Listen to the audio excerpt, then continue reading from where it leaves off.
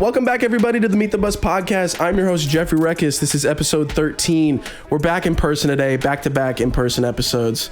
We have a very special guest on the podcast today. Coming from Franklin, Tennessee, my guy over here marched mellophone for Carolina Crown from 2014 to 2016.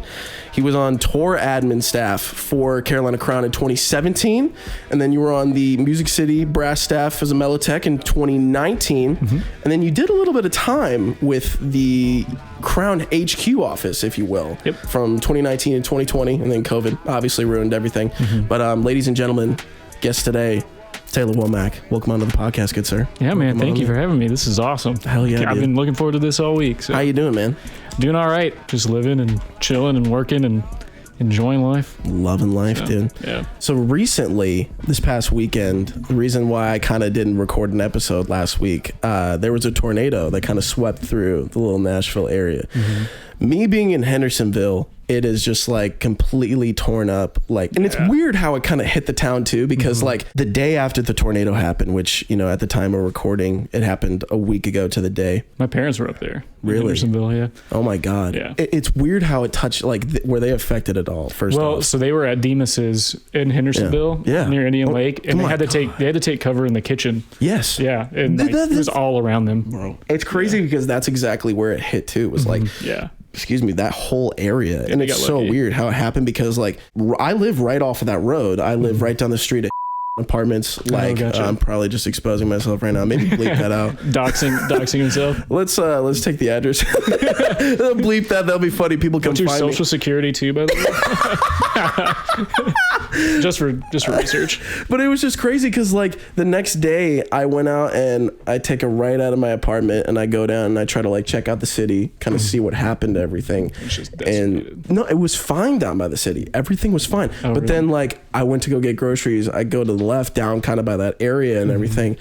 Small businesses just wiped out, like flattened. People just standing on roofs that are just caved in. There was a U-Haul storage unit that looked like it just got like sandwiched in half. And like there was this floral spot down there that's like completely wiped out now. And it's just crazy to see what's happened with all of that. But like down in Franklin, were you affected by that at all? Not really. We got lucky. We just had some like heavy thunder and lightning. But like I said, my parents were at the Demas's family restaurant in Hendersonville, and they live up in maybe bleep that out too, but just doxing everybody on this one.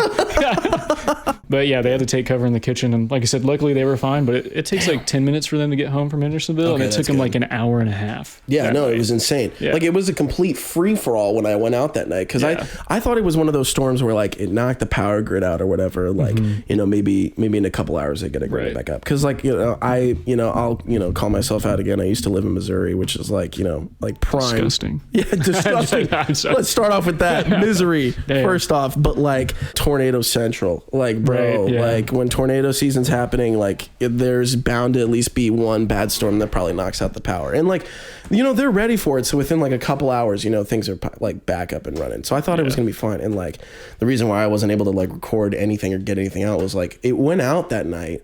Like it was out for hours too, probably. It was out till the next morning. Yeah, like almost until like crazy, man. It was wild. It's been a lot. I'm glad you're okay. Glad everything turned out. We're alive. All right. This one old man on like I saw like a news clip, and he's like, I was looking outside, and then there was just a tree branch going through the window, and then the roof was on me. I was like, how are you doing this interview? Like, are you good, man? How are you doing this? Go to the Red Cross or something. Come on. Like, oh my God. I think we should get to some drum corps. Maybe a little bit. I love doing this every episode, just talking about something else. Hey, I get it. People are like, get to the drum corps. Relevant topic. It did kind of affect the area. No, I get it. Yeah. So I ask everybody this to start off every single episode. Sweet. What inspired you to pick up your instrument? You were a mellophone player. What kind of got you to that point? A lot of it is my family. So my mom was a music major back in college. She played clarinet, flute, saxophone. Yeah. In her adult life, still played in like jazz bands, community jazz bands. Sorry, that was weird. That totally just distracted me. You guys can't see it, but there's like there's like 3 people working on this car. Fixing a car out there. Yeah. But yeah, so my mom was a big part of it. And then my oldest brother, he is the director of bands at Mars Hill University in North Carolina. Nice. So I grew up watching him. Yeah. We all went to the same high school. My older sister played French horn in the middle school band. And then, I grew up watching him do marching band and hell yeah, his concerts. And so I picked up French horn when I started 6th grade. Mm-hmm. And I actually took piano lessons at a much younger age. So I was introduced to music like pretty early on. Damn. My uncle is also the band director at Watertown High School here in the Mid-State. So just all in the family. Music education just surrounded by in your life. Pretty much. Yeah. And so how I got into mellophone was watching my older brother do marching band. And then more specifically, my uncle and mom took me to my first drum corps show in 2007 in Murfreesboro. Did anyone else in the family do drum corps before you? Or not? My uncle, I think he auditioned for Star of Indiana, but didn't have the money back in the day. So it's just how it was. But he's a lifelong fan, obviously. He also did the military for 20 years. He was in the Air Force. So he gets it. He gets it. Yes, absolutely. Yeah, so he totally gets it. But yeah, he introduced me to it. And it's really funny because my high school, the White House Blue Devils, I was so confused because I didn't really know marching band that well yet, but they were taking me and I was asking these questions and my uncle was like, yeah, the Blue Devils are going to be probably the best one there. And I was like, I was thinking my high school band. I was like, why is my high school? They're going to be there. I was like, why is my high school band going to be I didn't even know we were doing that. My life was completely changed that day. Completely turned on my head. That was the year Crown did the Triple Crown show and the rest is history. What year was that again? 2007. 2007? Holy shit. That's like the start of the dynasty almost, I feel like. That 07 or that 08 show, I feel like, I mean, you could even go back before that, but I feel like really like 2007 on is where I think the rise really happened. Yeah, exactly. Yeah. Especially in that like brass prominence kind of deal. So was that kind of where you were introduced to like you're wanting to be in Carolina Crown? Was that just like you saw him from that day and you're like, I got to do this group right here. This is the one. No, obviously no offense to any other corps, but for some reason Crown show just resonated with me. I loved horses as a kid, and I also like, those who know me know I'm like fiercely loyal to the teams that are like those sports teams close to me. Yeah. And in my little 7th grade brain, I was like, Carolina's really close to us. So this is my home team. Yeah. I'm going to ride for them. Good sports fan right here. Exactly. They're doing it the right way. Completely unaware that Music City exists. Unlike the guy behind the camera. Yeah. Playing Madden. Playing Chargers fan. But yeah, I was basically like my little 7th grade brain was like, oh god, you got the Justin Herbert doll. Got the Justin Herbos. Rip Chargers. R.I.P. Brandon Staley. Yeah, basically my little 7th grade brain was just like, I'm gonna ride for Crown. Riding for Crown. Yeah. No really particular reason other than I love the show. And then as the years went on, I loved the repertoire that they played. I like the classical music. Yeah. In high school, I was really big in orchestra. I did like Herb Hughes Symphony. I did all state orchestra, Governor's School, all that stuff. Hell yeah. I wanted to be a performance major back in the day. Hell yeah. And obviously that didn't. I got burnt out really quick in college, but but Crown usually sticks with like classical repertoire, which I always found always resonated with me. Yeah, absolutely. And then of course the brass was just the cherry on top. Oh yeah, wanted to be a part of the brass line as it rose to prominence those couple years. So when did you end up going for your first audition for Crown, or maybe just your first DCI audition in general? Yeah, so actually, my uncle took me to. There was a DCA corps called Music City Legend. Hell yeah, here in the area. Okay. I don't think they're a thing anymore, but I was 13. That was like my first experience going to like, they had an open house is what they called their camp. Yeah. And of course I'm in a room with like a bunch of 40+ Oh my God. A couple kids my age, but I was by far the youngest one there. That was my first like introduction to like doing something drum corps related. I was still like a sophomore in high school, like young kid, like ended up not marching. I don't think my parents wanted me to be involved with it yet. Yeah. Especially going and be like, wait, 40-year-olds can also do this. Wait, what? Yeah, I'm like 13 years old. Just a little I thought this was going to be kids your age. I'm sorry. Yeah, right. Yeah, exactly. But no, that was a great experience and I loved it. And that was my first like introduction, but I first auditioned for Crown in the 2013 season. I was a senior in high school and I pushed all the way through to February camp. And that's when they brought us who hadn't got contracts in yet. And they were like, hey, you can keep going if you want. but you may or may not get an alternate contract if you do. So at that point, I was just like, okay. So the only thing that's guaranteed is an alternate contract on the other side of this. Not even guaranteed. Yeah. Right. Yeah. Yeah. So, and at that point, I was just like, I'm still young. I've got some good knowledge. I went to like 3 or 4 camps that season, and I was like, I'm going to come back next year and ready to go. Yeah. And sure enough, next year I came, got my contract in December camp, and it's so tough to make it at like that young age too, because like I experienced that so much trying to like audition for Boston, and I was delusional. I'll say I was completely delusional. Like I'm like, I was a little bit too. I was not prepared for that level. Like you kind of have to be almost if you're gonna go sign up and like go into the room with all these guys, because especially like Crown at that time, like terrifying, reaching its peak in brass and everything. Like they're hitting their stride, and like I'm going into the room like 14, 15, 16, going into rooms at like Boston, and it's just like like the big thing is just like so many of those top groups are like taking college kids. So like you're going to the room, especially like high brass land, there's so many people auditioning on trumpet too, especially like going to a Boston camp and seeing like 60 trumpets and 30 of them are like, I'm a performance major at IU actually now, and you're like, I'm North Texas fucked. I'm so fucked. Like I remember like I would walk in the room and like I was so young, but I was still like, man, I can make it. I swear to God, like if I just work hard, delusional. If I just work hard, I can walk in there and I can convince them that like I have the potential. I might not have the same talent, but I can do this. Yeah. And like I remember like when I was like 15, 16 going to those Boston auditions, my mom would be like, tell them you're like 16, 17. And I was like, they're gonna see the birth certificate and everything. They're gonna know I'm lying. My permit and everything at the time. Like I don't even have a license yet. I'm like, they're gonna see it on my like. She's like, just tell them when you go in the room, because they would always ask, how old are you again? So they're like putting down your information, and like, I'd be like, I'm 15. And she'd be like, what'd you tell them? I'm like, I told them I was 15. She's like, why? Why? I'm like, what? And it's crazy because it really is like, and you get it as you get older, because like when you're younger, you think, well, what's the problem? Right. Like I know I'm cut out for this. I can do it. And then you get older and you're like, bro. Yeah, I was very similar. Like I'll never forget that first year I auditioned for the 2013 season. Our Mellotech, Katie, brought us in, and I remember her having a talk with us and being like, wanting it isn't enough. Yeah. And I don't remember what she said after that, but that really stuck with me. I was like, wow. Because I obviously, being there, I wanted it. I really wanted it. But like, I hadn't really thought through like how much work I needed to put in, what I was really going up against. Right. So that's why at February I was like, all right, you know what? I'm going to cut my losses. We're just going to try again next year. Yep. And I think it made me better. And I came back. They recognized me. It says something to come back after not making it your first year, and they remember. Yeah, like when you go back in the audition room, they're like, "Oh, yeah," and you made it to like almost. We remember how far you made it into the process, so it's like he's back again. Like he's gotten some like more experience under your belt. You went to college, learn be around college players and all of this stuff. So it's like, well, when you first got to college, did you do a performance major? Was that like your thing? So actually, I started as a music ed major. Okay, no joke. Started that mu ed class. Yeah. Looked over at my buddy 10 minutes into the syllabus, and I was like, I can't do this, man. I was like, I can't be in school the rest of my life. Yeah. First day. Literally first day. After that class, I went to my advisor and switched my major we to can't do this. Music industry, I think is what it was. Hell yeah. So I started music industry too.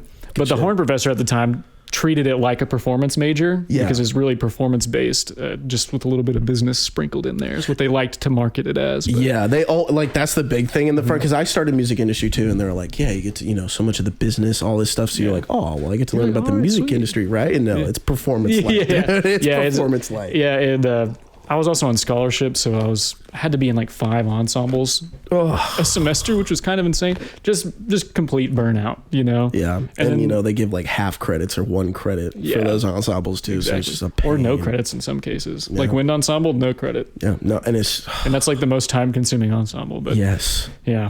They're tough. Yeah. So I got burnt out, but then I did drum corps for fun after that. Yeah, so exactly. But I bet with all of that and all the experience, like that helps coming back in the room, and then just being like, I can. Just having the camp experience under my belt, coming back was huge. I think was the difference maker for 2014. My thing I was curious about was how, like, even though you had already been to a camp and you had had this experience before, how difficult was the process I feel like they would have to bump it up this time around because they had just come off of a perfect brass line, a winning season, title and everything. How difficult is that process compared to the year before? Yeah, so I mean, the standard didn't really change what they were looking for between 13 and 14, but you nailed it on the head. Like, there were multiple times throughout the camp season in 14 where we got sat down by the core director and they would talk about, hey, it's the job of the champion to continue to push the envelope of the activity. And they shit, they did. They tried. Let me tell you that. But I mean, god damn, we're taking it to 10. Yeah, and a half. Yeah, it was a. I look back on 2014 fondly, but I also look back on it was a tough season. I won't lie.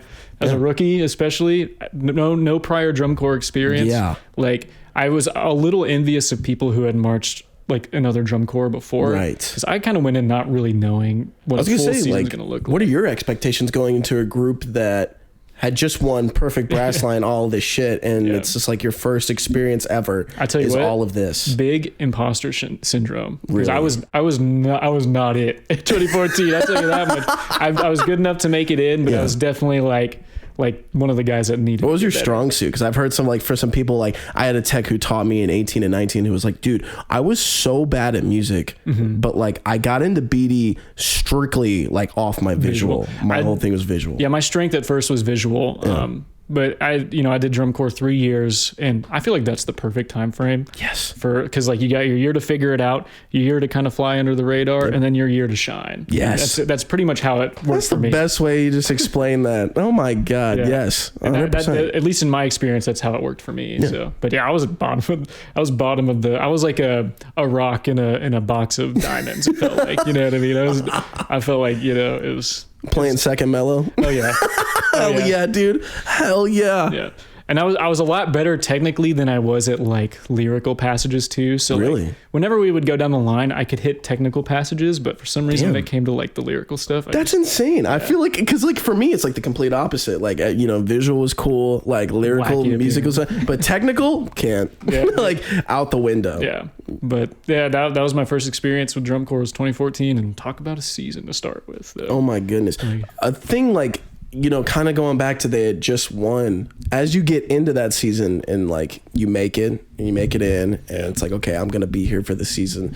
What is the expectation of like the core? What's being said like leading up to this season preparation wise of just like, hey, we just came off a ring. We just came off a perfect brass score, the only one ever. Like we have such a high standard here, and we're trying to we're saying like this show title is like out of this world. Yeah, like we're trying to take the pretty impossible, on the nose, Like we're trying to take the impossible up. Yeah. So like what's being said? What are the expectations from everybody? Yeah. So I think one of the biggest things they talked about was how we were going to be compared to previous Crown all season. Yeah. Like they weren't going to look at our horn line and say they're better than this group or this group. They're going to compare 2014 Crown to the perfection they did the year before. Yeah. And that's going to be our toughest battle is us getting compared to Crown, the previous Crown. Yes. So, and at least from our perspective, that's what it felt like throughout the season, that we were like, your scores don't matter that much at the end of the day. They kind of matter a little bit in my opinion. I'm a little competitive, but they start to matter, I feel like, when regional season starts. At the end of the day, it's like, whatever. It's in the hands of people, but like you never remember the actual number or whatever. But like, I mean, even when you're on tour, you barely remember the numbers. It's just like the only time I ever like start thinking about it is like when we get to the regional. But throughout the week, like you're just having fun on tour, and then you get to the regional and you're like, time to get slotted. Where can we get slotted? Oh, definitely.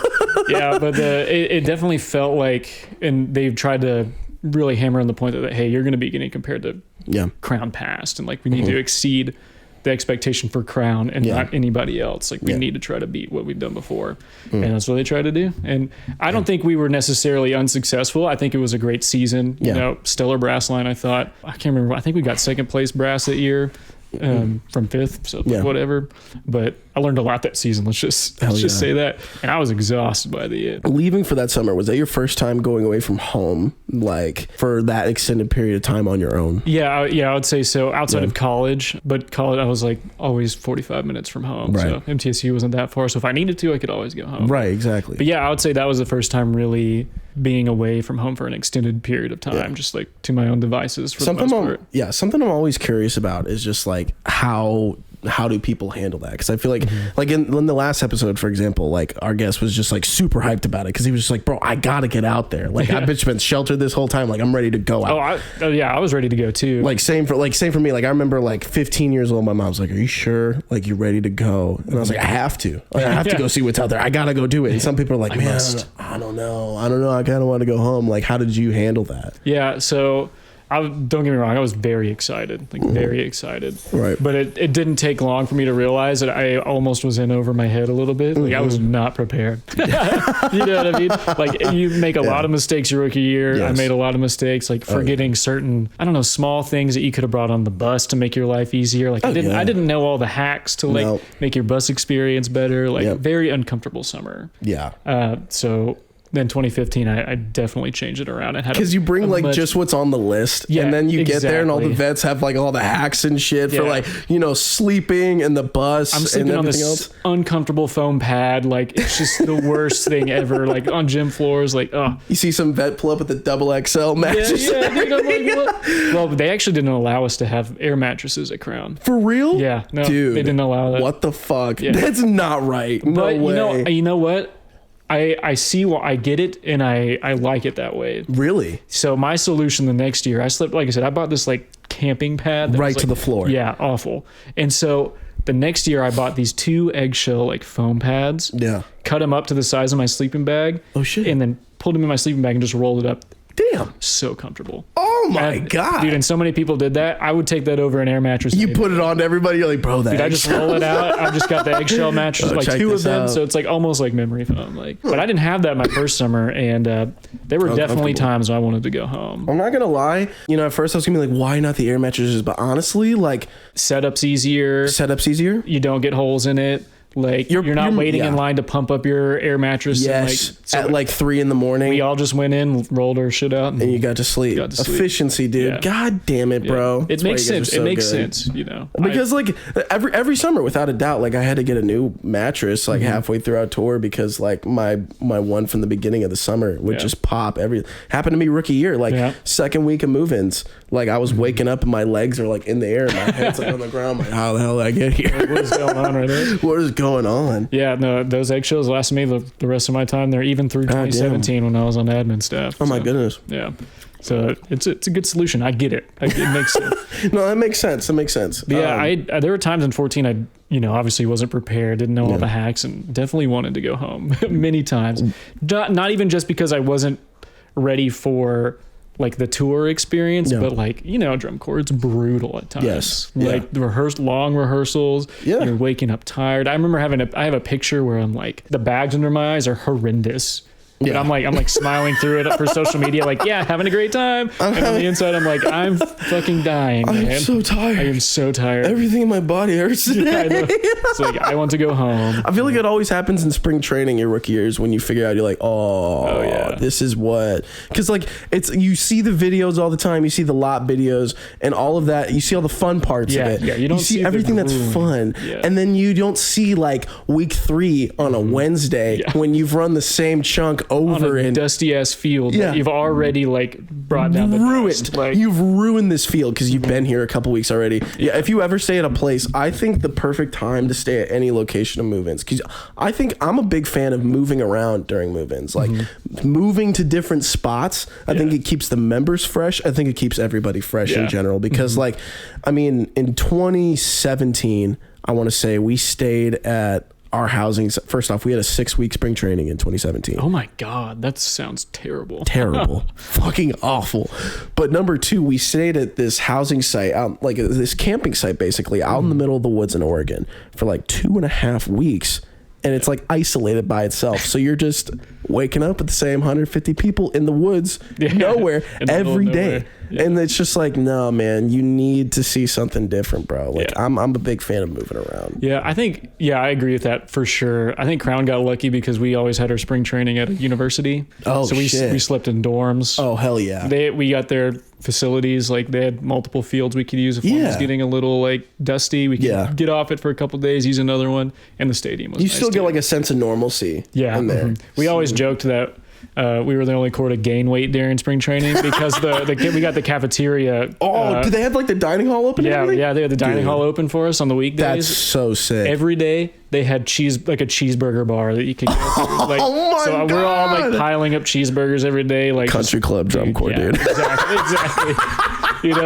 So imagine when I went and taught at Music City and they didn't have that same experience, and I'm sitting there like, wait, you guys need, what the fuck are we doing here? You don't have a cafeteria you go to?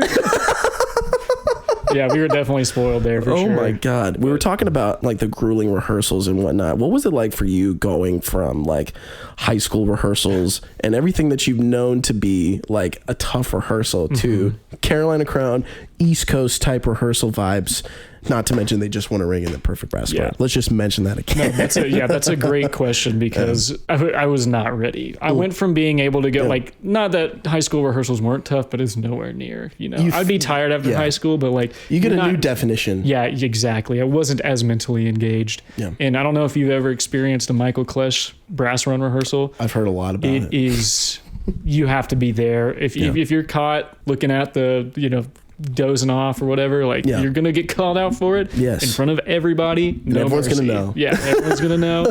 They really, especially in the beginning, really harp on like rehearsal technique, all of the small details outside of just playing needing to be perfect. How we set our towels up, how we set our metronomes, where our pencil is facing, stacks. Yeah, exactly. Oh my God. And then Michael Klesch would literally walk around quietly while we're all sitting there waiting to get called, checking it all. And also like the way, like when you're in the circle, in the arc or whatever, how all of your stuff is placed in order. There's it gets so crazy because like in 2016, my rookie year, we had Gene Monastelli come in, who's like legendary DCI figure, worked with the Troopers, created the Sunburst, all this good stuff. He came in and implemented like the whole process that he had like seen at Crown. So we got that whole check, adjust, like when the rep said to you, we say the rep back, that whole thing. It's almost like camps weren't even about the music.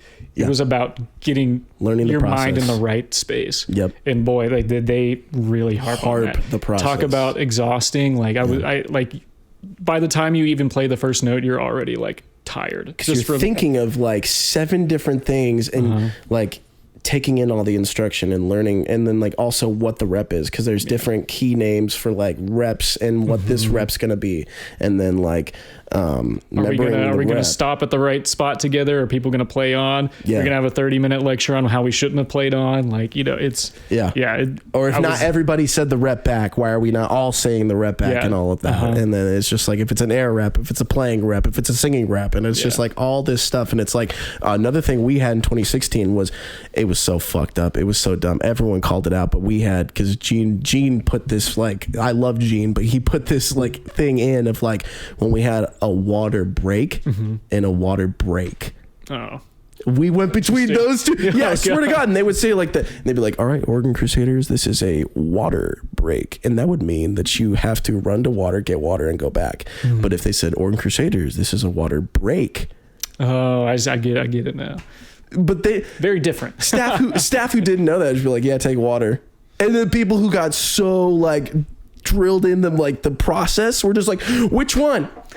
We would all just sit on the field like, which break? Which one? Because then like we would go to the sideline, kind of messed up, get quick water, and come back. They'd be like, guys, what the hell? Like, take a break. And we're like, you didn't say the water break. It's just like, this is crazy. This is crazy. Just confusing the hell out of you. As soon as I went to Blue Knights, I was like, we don't have to do any of this. To like, we don't have to do it. Yeah, process is very important. There's some parts of it where you got to focus on the right things. Yes. And I think Crown did a good job of finding the balance between focusing on the parts of the process that really matter, and then being a little more lenient on stuff that, we'll get better as we get. We can figure that out. Yeah, we can figure this time. It's not going to be the end of the world. Yeah, it was a huge mental jump for me to get in, like, even at camps, I almost dreaded going to camps, because it's like those are some of the toughest rehearsals. Yes, because you're standing there all day. You're tired. Especially in the off season. You're may not be as physically in shape, and by that last hour of rehearsal, ensemble is grueling. Especially when you get to the later camps, and like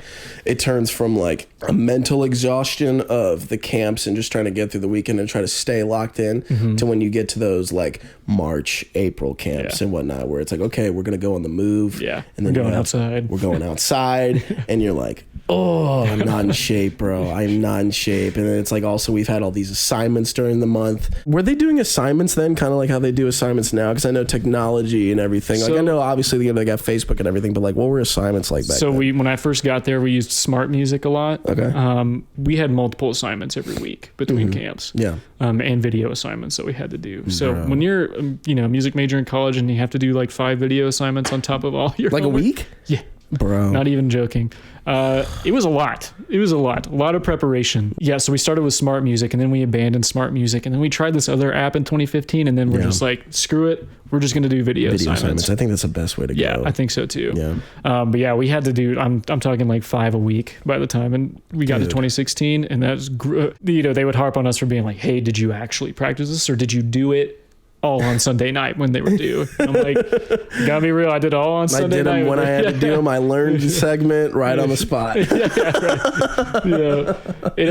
By the time I got to my age out year, I was a little better about getting them done earlier and practicing throughout the week, but which does make a difference. But it's hard to juggle all that, especially as a college student. It's hard.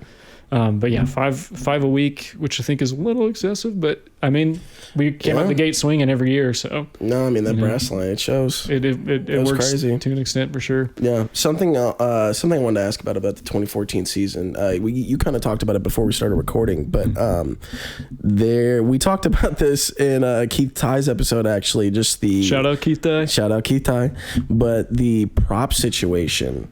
For that show that year was so insane. And you were talking about you were on Trampoline Crew and Field Lighting Crew. Yeah, so there were warm-ups for shows that I didn't even participate in. For real? Yeah, like I played my tuning note at the Atlanta Regional that year, and then we lined up to go into the show. I didn't participate in hardly any reps. What? Yeah.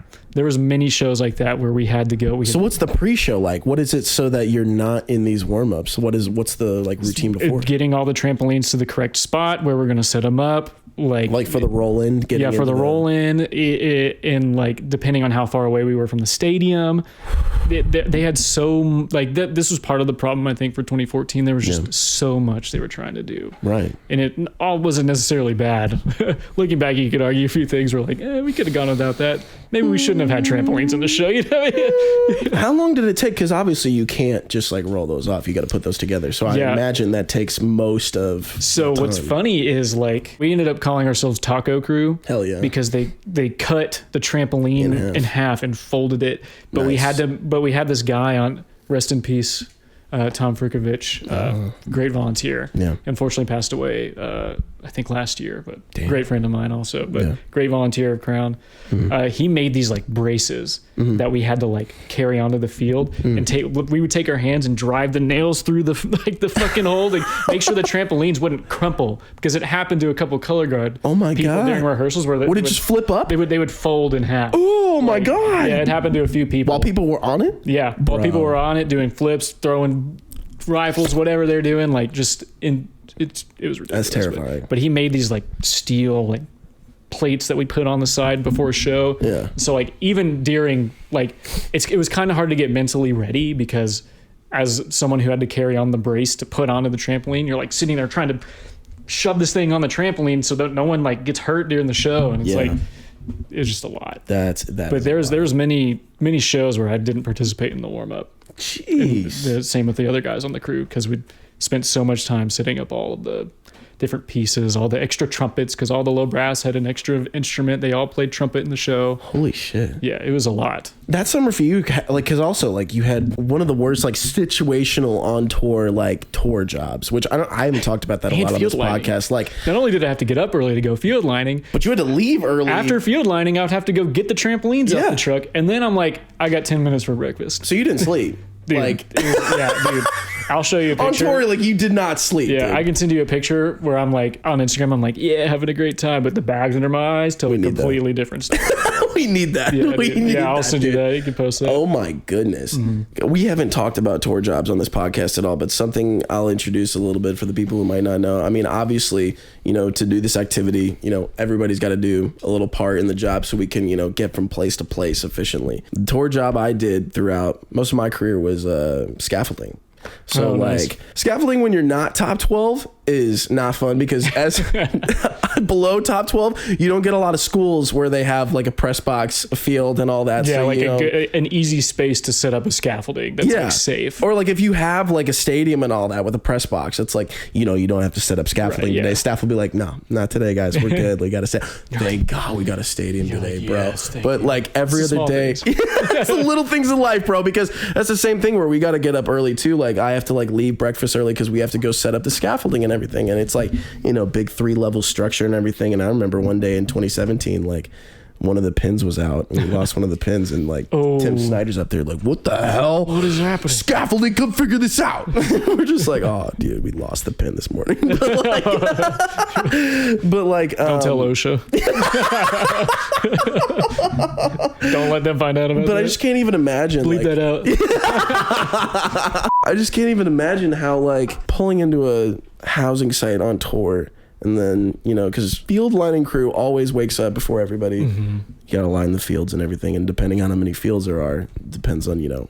There were even times we got straight off the bus and we just started field lining. Oh my God. And then I had to go and load the trampolines, eat breakfast, and then get into rehearsal. And then so you just like eat, sleep, drum corps. It was awful. I'm not even gonna mince it was my words. awful.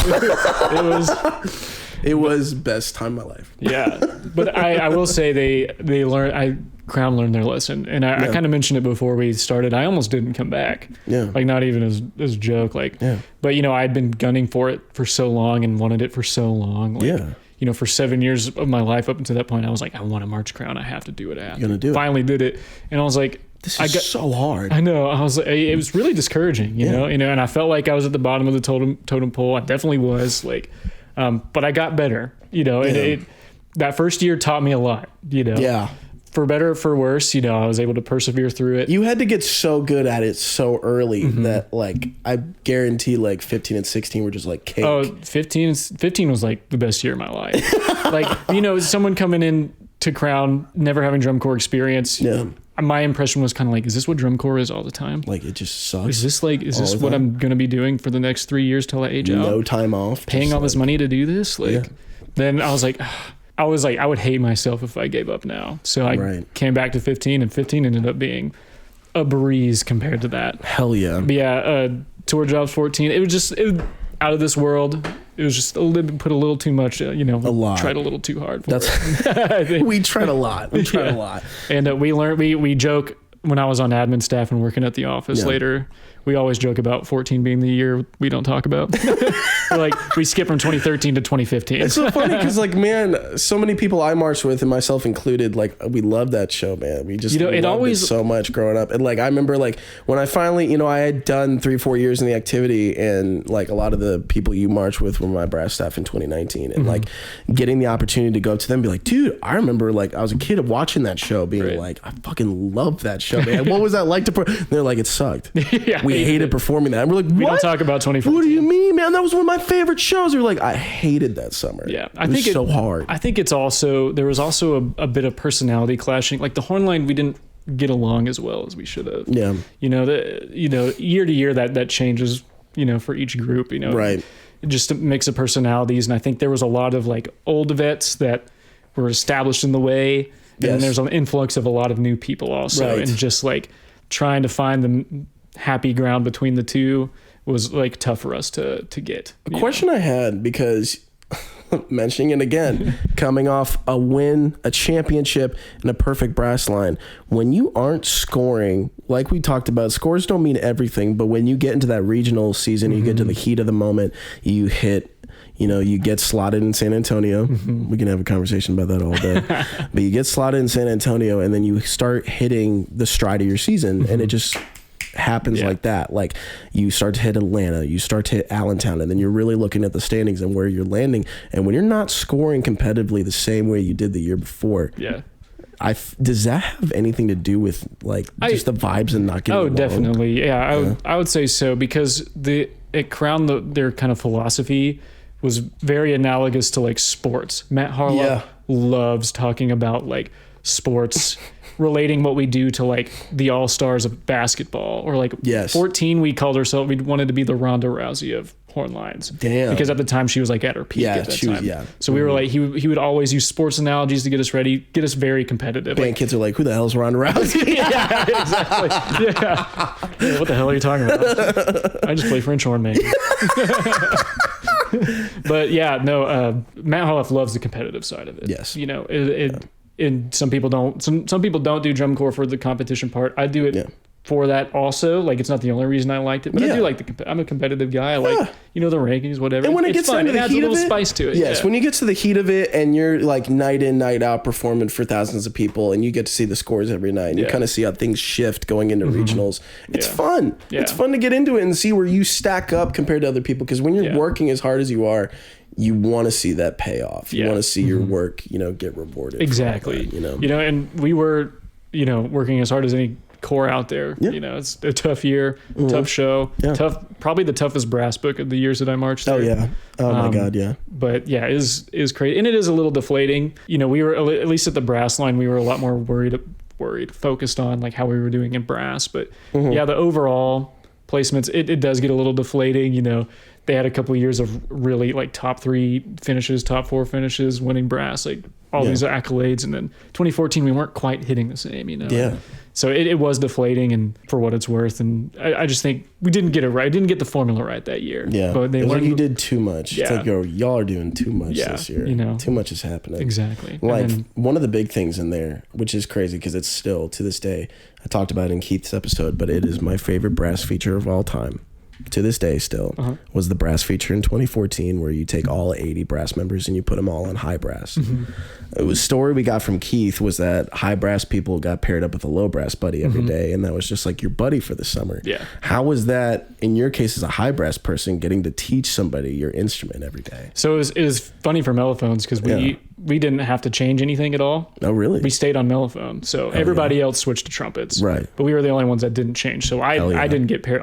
They're not going to put little old rookie me teaching a low brass guy. I'll tell you that one. They weren't going to look at Taylor Womack and go, hey, teach this guy. We're not teaching. They barely trusted me to play the actual part, you know? So like, matter of fact, Taylor, don't play this part. Tony what do we call it? Tony the fireman watering down parts. Yeah. Oh yeah. I was in pod 6, but they I can't remember what pod Keith was in, but there was one pod, I think it was pod 5, because we were like the trouble child at the beginning of the season. And pod 5, Matt called it Area 51 or something like that. Like the trouble pod. It just lasered into them all season. But yeah, they watered down the parts for the low brass, and I think that was a cool moment. That's my mom's favorite part. Every time she talks about drum corps, my mom's like, "I love that part so much." Shout out, mom. Yeah, shout out, mom, dude.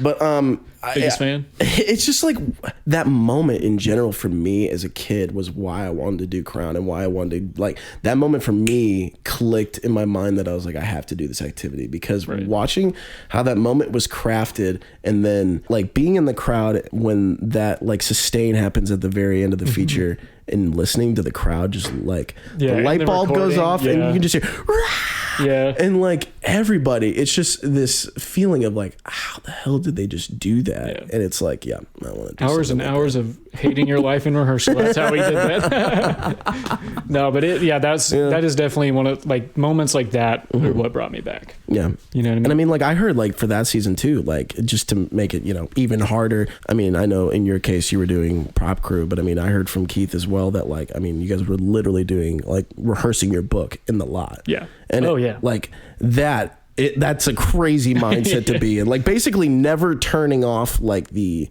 performance mindset essentially. Like, because for me, I was thinking about this on the way over. It was just like, that would suck to never, because like a warm up, no matter where you are, whatever level of the activity you're at, like a warm up is totally a mental thing to me. Like it really is just like getting yourself in that mind state. You just got off the bus and everything. Agreed. Get the things in your body ready to go that are going to get you ready to do a show. And so it's a complete mental thing for me. So I can't even imagine like going into it with this rehearsal mindset of just, all right, hey, we got to rehearse a book, dude. Like it's bad. All right, let's set up shop. Let's do it. And it's like, wait, we also have to go do a show, not like the run through, but like the show. It's like, in front of people. Yeah. Like if it was bad in the line, you're like, well, we got to go get scored right now. Yeah, right. Exactly. Yeah, dude. I agree with you completely. That it's more of like a mindset thing, the warm up. But it's funny you mentioned that, like, especially when we would change the ending but not yet premiere it, we would rehearse one part of the show all day. And then like, all right, we got to switch back to the original version for tonight and practice the original version and like warm up and stuff. So you're like, you gotta switch off what you learned today, go with what you know, and then until we premiere the actual ending of the show. So it's like for a week, usually in tour, there's like 2 versions of the show that we've got to like flip between. Yeah. Dude, that's insane. Yeah. Good Lord. 2014 was hard. Yep, not an easy one. Not an easy one. Ask anybody that marched that year, they'll all pretty much say the same thing. The year we skipped from 2013 to 15, we don't talk about. But you mentioned it earlier. It's kind of funny, like how you say people were inspired by that show, like because we all think about that year, and we're kind of like, but people loved it. So it's just funny to see those differing perspectives. It worked. And they're usually shocked when we're like, oh, we don't talk about that. And they're like, why? It was awesome. I'm like, you don't know the half of it, kid. You don't even know. You don't even know, dude. Yeah. So I think we've talked a lot about 2014. Talked a lot about the 2014 season. Obviously, you guys end up in 5th that summer. Right. I just want to make it clear. I look back on 2014 fondly. It was just tough. I'm not going to sprinkle it though. It was a tough season. So I do. It was a very important year for me. Yeah. So much that you've like learned. It was so tough in that first season. You were like, I almost didn't like come back. So like what for you made you like want to come back in 2015? Well, I kind of mentioned it before, but I had wanted to be in Crown for so long. I, achieved that, made it into the horn line and did a season. Right. And, having no other drum corps experience before that. Right. I was like, is this what it is? Like, is it going to be this tough every year? Yeah. Like, and I was genuinely like, do I want to go through that again? Right. And I didn't know. And I talked to my parents, talked to people I was close with, my lesson teachers at the time. This was hard. Yeah. I was like, do you think it's worth it? Like another year in the cycle. And then I just kept thinking about it and was like, you know what? I would hate myself if I didn't see this through. Right. I dreamed for it for so long throughout my childhood. I'm finally here. People would kill to be in this position, and I need to buck up. Through. Yeah, see it through. Let's just see. 2 years. If it's bad 2 years, then I'll know. Right, exactly. And then 15 ended up being one of the best summers of my life. Oh yeah. Like to this day, I think about it all the time. Going into that season, what was kind of the mindset of like the group? What were the vibes going into that summer? Yeah, I think I can remember 14 specifically. They were like, the champion needs to push the envelope, do this out of this world. But I think as far as I remember, 15 was a lot more like, we're just going to go out there and we're going to do us. We're going to do us. Just go out there, do our thing. Did a lot of people come back from 14? There were like a lot of people discouraged about 14. A lot of people did not come back. They were just discouraged by it. And we're like, we got to move on. Yeah. There was a lot of age outs also in 2014. Yeah. And then a lot of people didn't come back. Damn. It was a tough summer. Yeah. A lot of people did come back in 2016. Yeah. After 2015, so again, it was like, a lot of people have their reasons for not coming back, and I wouldn't necessarily blame them, if they're afraid to go through that again. Like it was grueling, but ultimately worth it in my opinion. But yeah, it was almost like hitting a reset button is what I think about when I think back to 15. Yeah. We're just going to do us. Yeah. We're going to have fun doing what we do. We're going to set our standard again and just try to shoot for that standard. Hell yeah. And do what we can to do it. And it really paid off. They really emphasized, because there was a lot of, like I said, the vibes weren't super great in the horn line in 2015. We didn't all necessarily get along.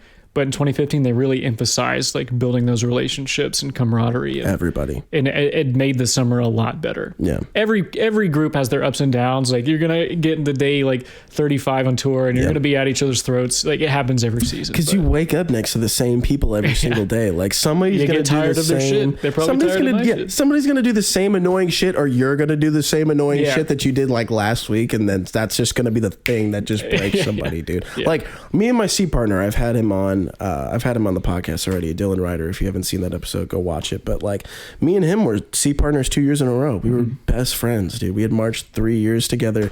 Like he watched me grow up from a kid to like this whole adult and everything. In 2019, we're C partners again. It's my 4th year. It's his like 5th or 6th year at this point. So we're both like, we've been doing it for a while and we're best friends. So we're like, no brainer, we're going to sit next to each other. But like, you know, I got my mouthpiece stuck at the Rose Bowl show, like third show out of the summer, and I could never put my trumpet back in the case. So like all summer I had to bungee cord my trumpet to the ceiling of the bus right above our seat.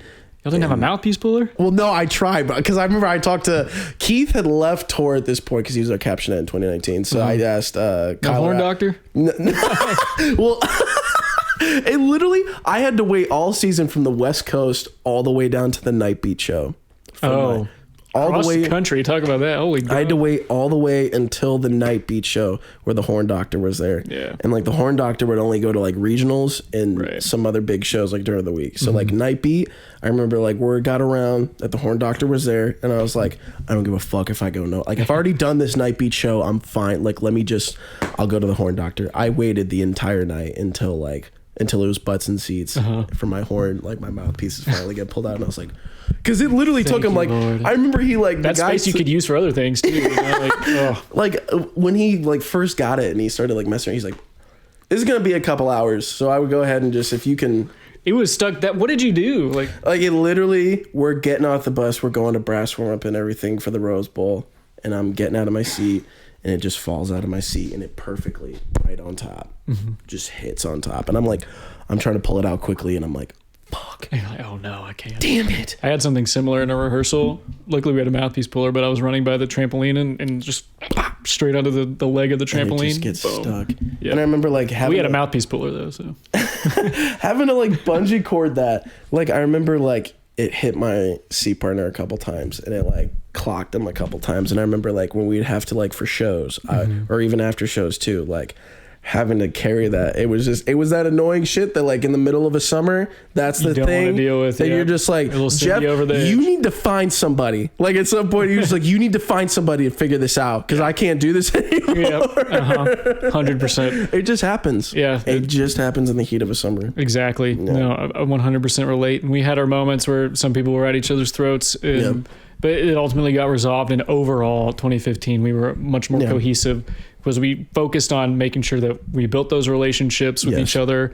We focused a lot more on the camaraderie of what we were doing. Yeah. And that translates into having fun at rehearsal with each other. Yeah. You know? Having fun, and then it like the results show when you have fun like that. Because I would argue the 3 years I marched, that was not the most talented horn line we had. Yeah. But it was one of the best products we put out there. The best people. Yeah. Too. Yeah. I look back on 15 fondly. Like, love it. It's crazy just because it's like, you know, the year before you guys are like talking so much about the mindset and the champion and pushing the activity forward. And like when that's the focus, it doesn't work out competitively. Yeah. But when the focus is like each other and let's do us and let's be Carolina Crown. Yeah. Then you let's guys be the people that want to be us. You have one of the best, you end up creating one of the best moments in the activity with that ballad that summer. I mean, the opener too, the way that's all crafted. Something we could talk so much about this show, but one of the things is just like, let's just state the obvious. I mean, it's got to be an easier book to play and like rehearse and learn from the year before. Because so much of like 2014 feels like a masterclass in like technical brass playing. And then 2015 almost took itself too seriously, you know what I mean? Like, it's like we are the technical like horn line crown brass, and it's like, but then 2015 it's like we're shifting with the rest of the activity, how it's moving forward, and we're going to create these cinematic moments that are going to capture an audience and bring them into like you know what we're trying to create here. And the story, you know, Inferno, obviously, you know, the 2015 Crown show, talking about, I think it was Dante's story of like the 9 levels of hell or whatever, the Divine Comedy, the Divine Comedy. And all that, and his story down to hell and the meeting with the devil and then making his way out and all that. Really crazy. I mean, I watched the video on how like your program coordinator explaining it all. It's just super cool. I always love hearing like the nitty gritty details of stuff like that. It's my favorite. Everything behind the scenes, I love it. So many great pieces are played that summer, just in the show too. I mean, the selections for music are incredible. I mean, again, you know, another reason I loved Crown as a kid, the classical selection of music. Like, you don't got to pay whatever royalties or whatever licensing to play Beethoven, Yep. you know? Yes. So, you know, DSC Ray, Yep. like a couple other just bangers, classical bangers in there that summer. Funny question off the bat. How many times did the trumpet soloist in the beginning frack those entrances? Because they're so exposed. I bet like early season shows or rehearsals like that. Like, oh yeah, those had to be just. Oh yeah, like, I mean they obviously were, I would say, pretty consistent with it, but like everybody has their days, you know. Oh yeah, like you know, there were days where we're all like, oh, like damn, yeah. I mean, while we're in the rep, you know, like all of us are doing our like body, like running up and you hear splia, and you're like, oh damn, they'll get it next time. You know? You know, everybody has their moments, you know, as long as you're going for it, you know. Hell yeah, absolutely. You know, their whole thing was like, if you're gonna make a mistake, make it big, and I think that's universal across drum corps. So. Oh yeah, but absolutely. Yeah, I mean, they had their ups and downs, like just like any other day, but definitely exposed, definitely a tough opening. Yeah, I think that ballad is like top 5 ballads of all time. It could definitely be put in there. It's just such a moment in DCI history. We talked about this with Keith, but like, how was it getting to be like, what was it like underneath the little like red like curtain? What was it like for you? Like, where was your spot in it first off? So I was in the very front. Hell like, very yeah. front. I wasn't like in the video. Could we like see you in the front? If we, yeah, like, absolutely. Look? Yeah, I wasn't anybody that like ran out. Yeah, I didn't run out or anything, but I was sitting in the front row. Like Hell if you're looking out at the field, I'm in the front row, like on the right side. Nice. Like a couple from the end in the front. Yeah. I'll never forget this moment though under the red. So we were like excited to try the red thing at spring training. So we're all sitting there in our little spot. We're all sitting down waiting. The color guards getting everything ready, and they're like, all right, we're gonna go ahead and pull it over you guys. And we were excited. We're like, oh, we're gonna be in the shade. This is gonna be great. Yeah. It's hot as balls out there, right? You know, it's South Carolina on a turf field, you know, in the middle of the spring. It's so hot. Yeah. They pull the red curtain over us, and we all just audibly go, oh no, it's so hot. It was worse. It was somehow worse. It just underneath got worse. Yeah, it was so. We just the audible gasp still makes me chuckle to this day. Like we were all just like, we were like, yes, here we go, here we go. Oh no. This is gonna be so hard. Like, this is awful. And that was like a Gumbyville rehersal, like because we were just sitting there. They're doing it over. Sometimes we had to sit underneath it for an extended period just of to time. see what it looks like in context with everything. Exactly. Have people stand up and like do their things. Yeah. And just see how is it going to interact with the bells. Like the tubas were standing up, so is it going to get caught? Is it going to slide over? Yeah. Like, you know. And I was actually on Fabric Crew. We called ourselves Fab Crew. Fab Crew. So I helped. That was basically that year's prop crew. Which let me tell you, working with 3 large fabrics is infinitely better than working with trampolines. Let me tell you, just get at that out. A lot easier process. Much better prop crew experience, and I wasn't on field lining that year, so yes. Yeah, I just had one tour job. Would we say that field lining might be the worst one? It all depends on who you talk to, because I know people that did field lining all 3 years there. They just figured it out. They love it. Yeah, like, I've also I feel like that's you got to be a little bit of a psychopath to love field lining. We've talked about like sicko content before we started like recording here.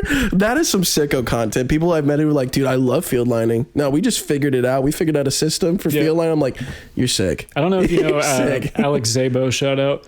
But he loved field lining all the way up. That's crazy. He was like, he made it like a competition to like how quickly could he line a field, like sicko content, just insane, like dude, just ridiculous. My goodness, I'm not built like that, you know. I don't have that dog in me. I don't get that dog. I was happy to not be in field lining, but Fabric Crew was fun, except when the fabric was twisted up during a show or like messed up, because we had to fold it a very specific way, right, for it to come out right. Yeah, and there was a couple shows, like 1 or 2 in the early, where we got grilled because we didn't fold it correctly. It was like there was one, we called it the Satan's bow tie. The red fabric went over, and it was like twisted in the middle, so like half of the core wasn't covered, but it looked like a bow tie during the show. It was really bad. And you're like, oh, we're so fucked afterwards. It was like, oh, we're gonna get grilled by Nancy. Damn it, dude. Here we go. Damn. But once we figured it out, it was a much more pleasant experience. So all we had to do is fold up the fabrics and get them ready. So speaking about the fabrics just in general, so obviously in Atlanta, you guys do the new ending with the big gold tarp that goes over at the end. We actually did it at Murfreesboro for the first time. Really? Yeah. Hell yeah.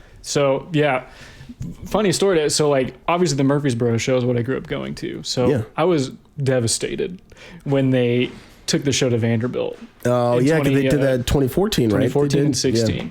Damn. But they did it. They brought it back to Murfreesboro in 2015. Yeah. And talk about one of my favorite shows. Not only did we premiere the gold banner for the first time, that was like the first show where we had like jumped to second place. Yeah. Oh, and wow. so we found out the results and we were all super hyped. Like, yeah, let's go. Hell yeah. Let's do it. Yeah. You know, we were really gaining momentum there. Yeah. Was that always in the back pocket, like that new ending? Was it just like, hey, you know, we're learning the show right now. We have this like, you know, new ending that we're probably going to do later in the season? Or was it just like after San Antonio, it's like, hey, we had this new idea. Like, how did that all kind of like... This maybe was a me problem, but like I was completely unaware we were going to change the ending until we started learning a new closer. And I was like, wait, what is going on? Wait, we're really doing this? Yeah. I was like, oh. So we stayed at the Liberty Bowl in Memphis every season for a weekend. And that's usually where we put in our changes. Right. But the one of the better facilities we stayed at. But it's great rehearsing in that stadium. Big stadium. Yeah, big stadium, big workshop weekend. And we're like, we're going to get better here. Like,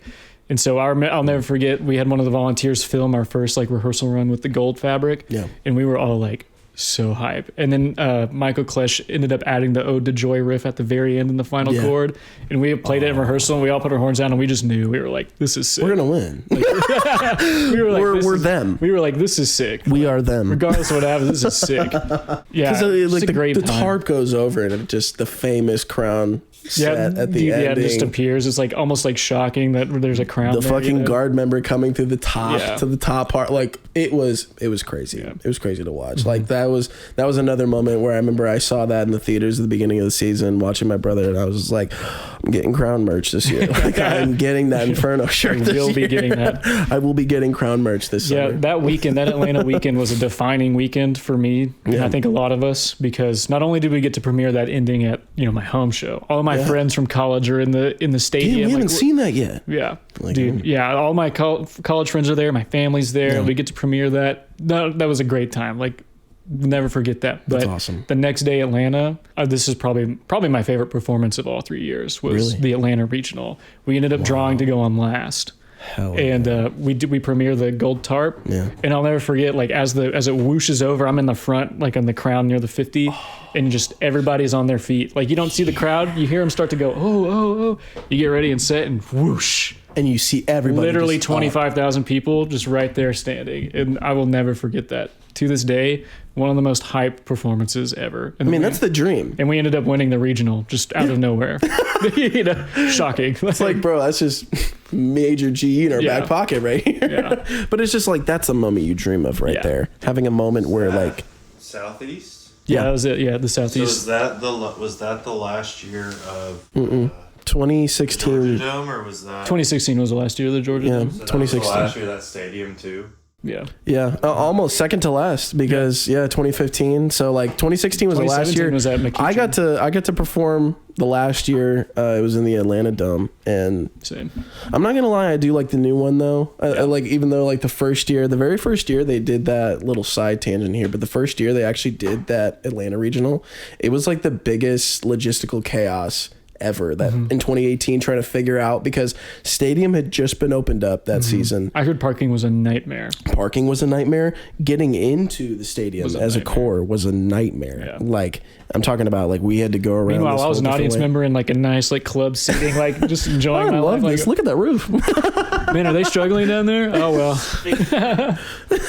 It was weird though. It was weird walking into that, and like, I mean, because I'm in a shitty little group that performs in the afternoon. So like we walk in, that roof is opened up, so like the sun is just right on the 50, the whole thing. So like you're like doing a set or something, I'm jazz running across the field, you're in like the cool air conditioning dark, and then all of a sudden for a couple seconds, like it's just a beam of light on top of you. What is going on? Where am I? But like, it was just such a disaster in 2018 getting into the stadium, because they were trying to figure out still like how to do all this and everything. And like, obviously 2019, like they figured that shit out, and it's great. So like, I would love to go to one down there, because like that's an incredible regional, the way it's all set up and everything. So I would definitely go back to that. But Atlanta 2015 was defining moment for me. Pretty much probably the peak moment of my drum corps career. I mean, that's like everybody's dream, whoever performs in the activity, is just to have a a moment where, I mean, 25,000, 30,000 are on their feet just being like your show. Like, I think one of the coolest things too is if you get to have a set that's in the front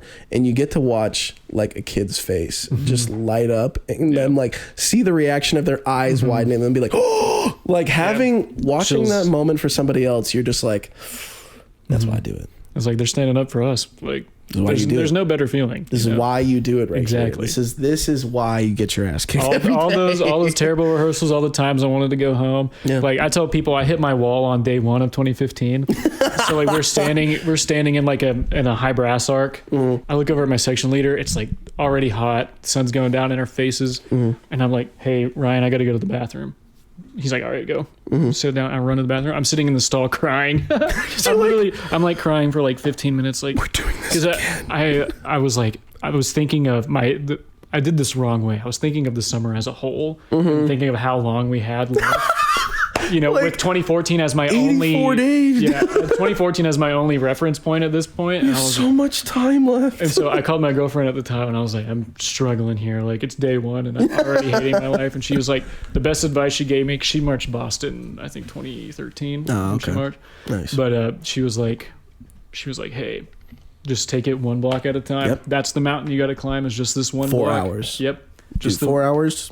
Take the hour. Yep. Do another 4. Think of each block as the mountain you got to climb. Yep. Don't think of the whole summer. And then they just that flipped a switch in my brain, and I was just like, and they just go. Then I had a great summer after that. So, anybody who feels the weight that watches this, just take it block by block. Yeah, I mean, it really does happen, and it's just like it happens for me mostly as soon as day 1 of tour happens. It's like a new like skin.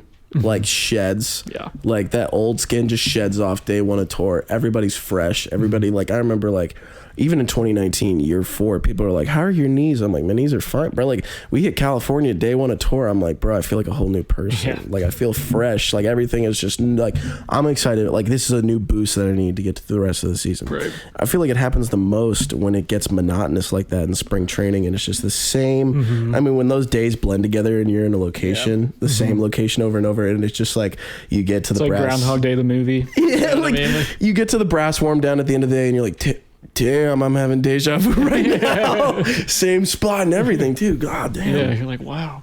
Yeah. Yeah. So it's just finding. Yeah, it really is the little things every day. Like just taking appreciation of those little things in your day. Honestly, just gets you through. Absolutely. That moment, like I said, was defining for Yeah, me in in Atlanta. Atlanta. It made all those grueling moments Yeah. worth it. And so we moved Absolutely. to like the end of the season. Infamous story here, but we talked about it. Still highly debated. Still highly debated topic. We talked about this in Keith's episode, and we got to kind of hear his perspective on what happened in this finals week, because you guys start out in first, and then all of these weird shifts start to happen 1 through 5 in the scores, prelims to semifinals. You guys are starting to move around too. Yeah. Things are just going crazy. You guys win Atlanta. You guys are in first place after Allentown going into finals week. Everything, you guys are just riding high. Yeah. It's like, holy shit, here we go. We won quarters and semis too. Yeah, so it's just like we're still rocking, and it's like, but all of these weird shifts are happening from the bottom. We could kind of, I feel like we could kind of feel there was like a shift coming, but we didn't want to admit it. Yeah.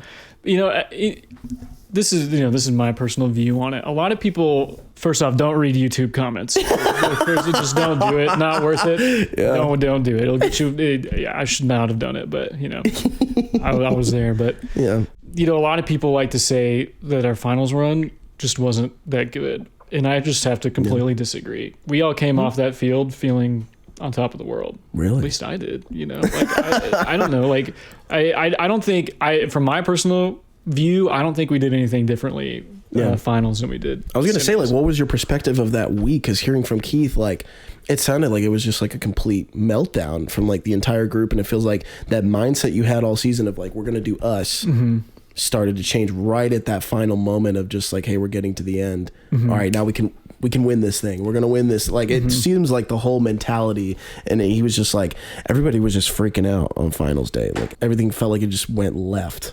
Yeah. So like, what was that from your perspective? I don't think I fell into that camp, to be honest. For me, I was on cloud 9. I was Hell like, yeah. I was just like, I think we're going to win this. Yeah. I mean, this is why we ask, honestly, because it's like different from everyone's perspective. Yeah, personally, I didn't feel that much of a change. My buddy AJ texted me semifinals. He's like, "Go win that thing," and I was like, "Hell yeah, yeah!" I felt like we didn't do anything different those 3 nights. You know, I'm not discounting Keith's experience at all. Absolutely. I totally believe. I mean, like I marched with. I definitely remember hearing people feel a little different about it, but you know, at least from my perspective, I was just like pedal to the metal. Let's go finish. Let's just finish it. And I can't lie, it hurt. Yeah. You know, I'll stand in the shower now still and just like, we should have won. You know, what happened? I'm going to be 85 years old in the shower, just still like, we should have won. Just like thinking about it. Like, what happened?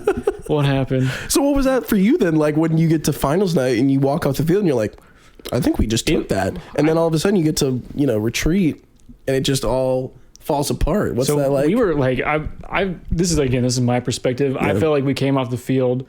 We were ready, like excited.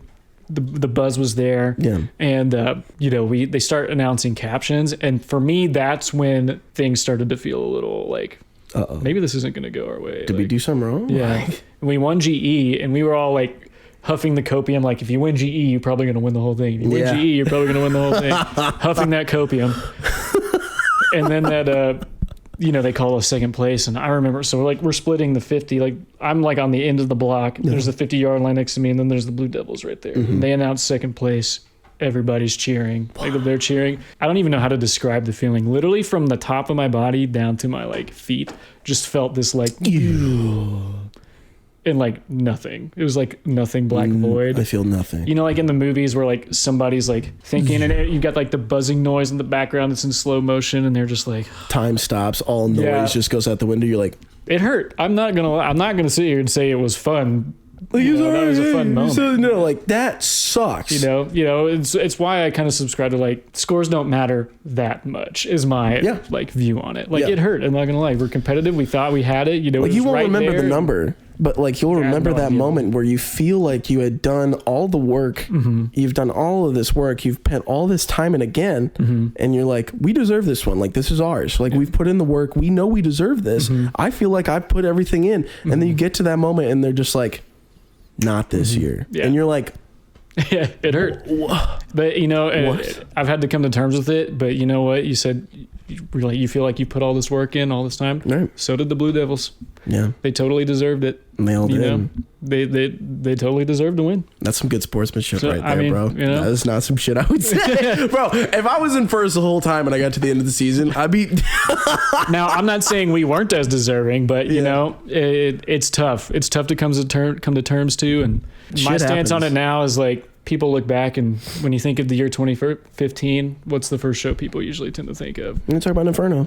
Every time. Yeah. And it's good enough for me. Good enough for me. Every single time. I mean, so many of those shows, I feel like growing up and then marching in the activity, I mean, Crown 13 to 16 is coveted as like a golden era of like Crown shows. And it was just like, I mean, for me too, I remember like growing up and then watching those shows, getting to see those live when I went to go see my brother, getting to see those shows. It was just like this is why I want to do the activity right here is because of these shows like 13 to 16.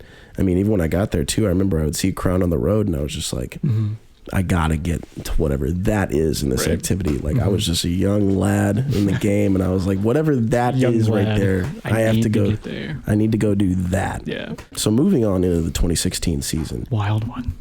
Crazy one, but such a unique year in the activity. So much is changing about the activity. What makes you come back? This is your age out year in 2016. What has you come back to Carolina Crown? Well, you know, again, just my lifelong goal of wanting to be a part of it and see it through. 2015 was a blast. Was there ever a thought of like dipping out of Crown and like going to see your like shots like anywhere else? Was there ever another? No, for me it was always Crown. I was like, I'm gonna do or die here. That's basically my mentality. Like, absolutely, I did not want to go anywhere else. You know, I was again from when I was in 7th grade seeing that 2007 show. I was like, yep. I was like, I'm doing that. I'm riding for that group. Yep, absolutely. There was no doubt in my mind I was coming back to Crown. Wanted to finish out there and nice. And no disrespect to people who do go finish their age outs elsewhere. Like they're totally fair. Get it, you know. Have a well-rounded experience. I totally get that. But for me, I was like, I want to stay here, finish it out here. be loyal to the team. And it was great. Great season. There's a dog here now. I hear the little paws around the corner. She's trying to run over here. If she comes in this frame right now, she will destroy the entire setup. She's going to destroy everything. She wants to so bad. She wants to do it so bad. Yeah, no, I was going to see it through with Crown. Yeah. And that's why I came back. And 2016 was a volatile season for me personally. Really? So, earlier I kind of mentioned you have your first year, like 3 years, I feel like it's the perfect experience. Your year to figure it out, your year to kind of fly under the radar, and then your year to shine. Be a little second year vet. Yeah, I had cemented myself, kind of, I went from zero to being like an asset visually and musically in the mellophone line. And 2 examples of this I'll never forget. We were at a camp, I think it was like December camp, doing some triple tonguing exercise. Yeah.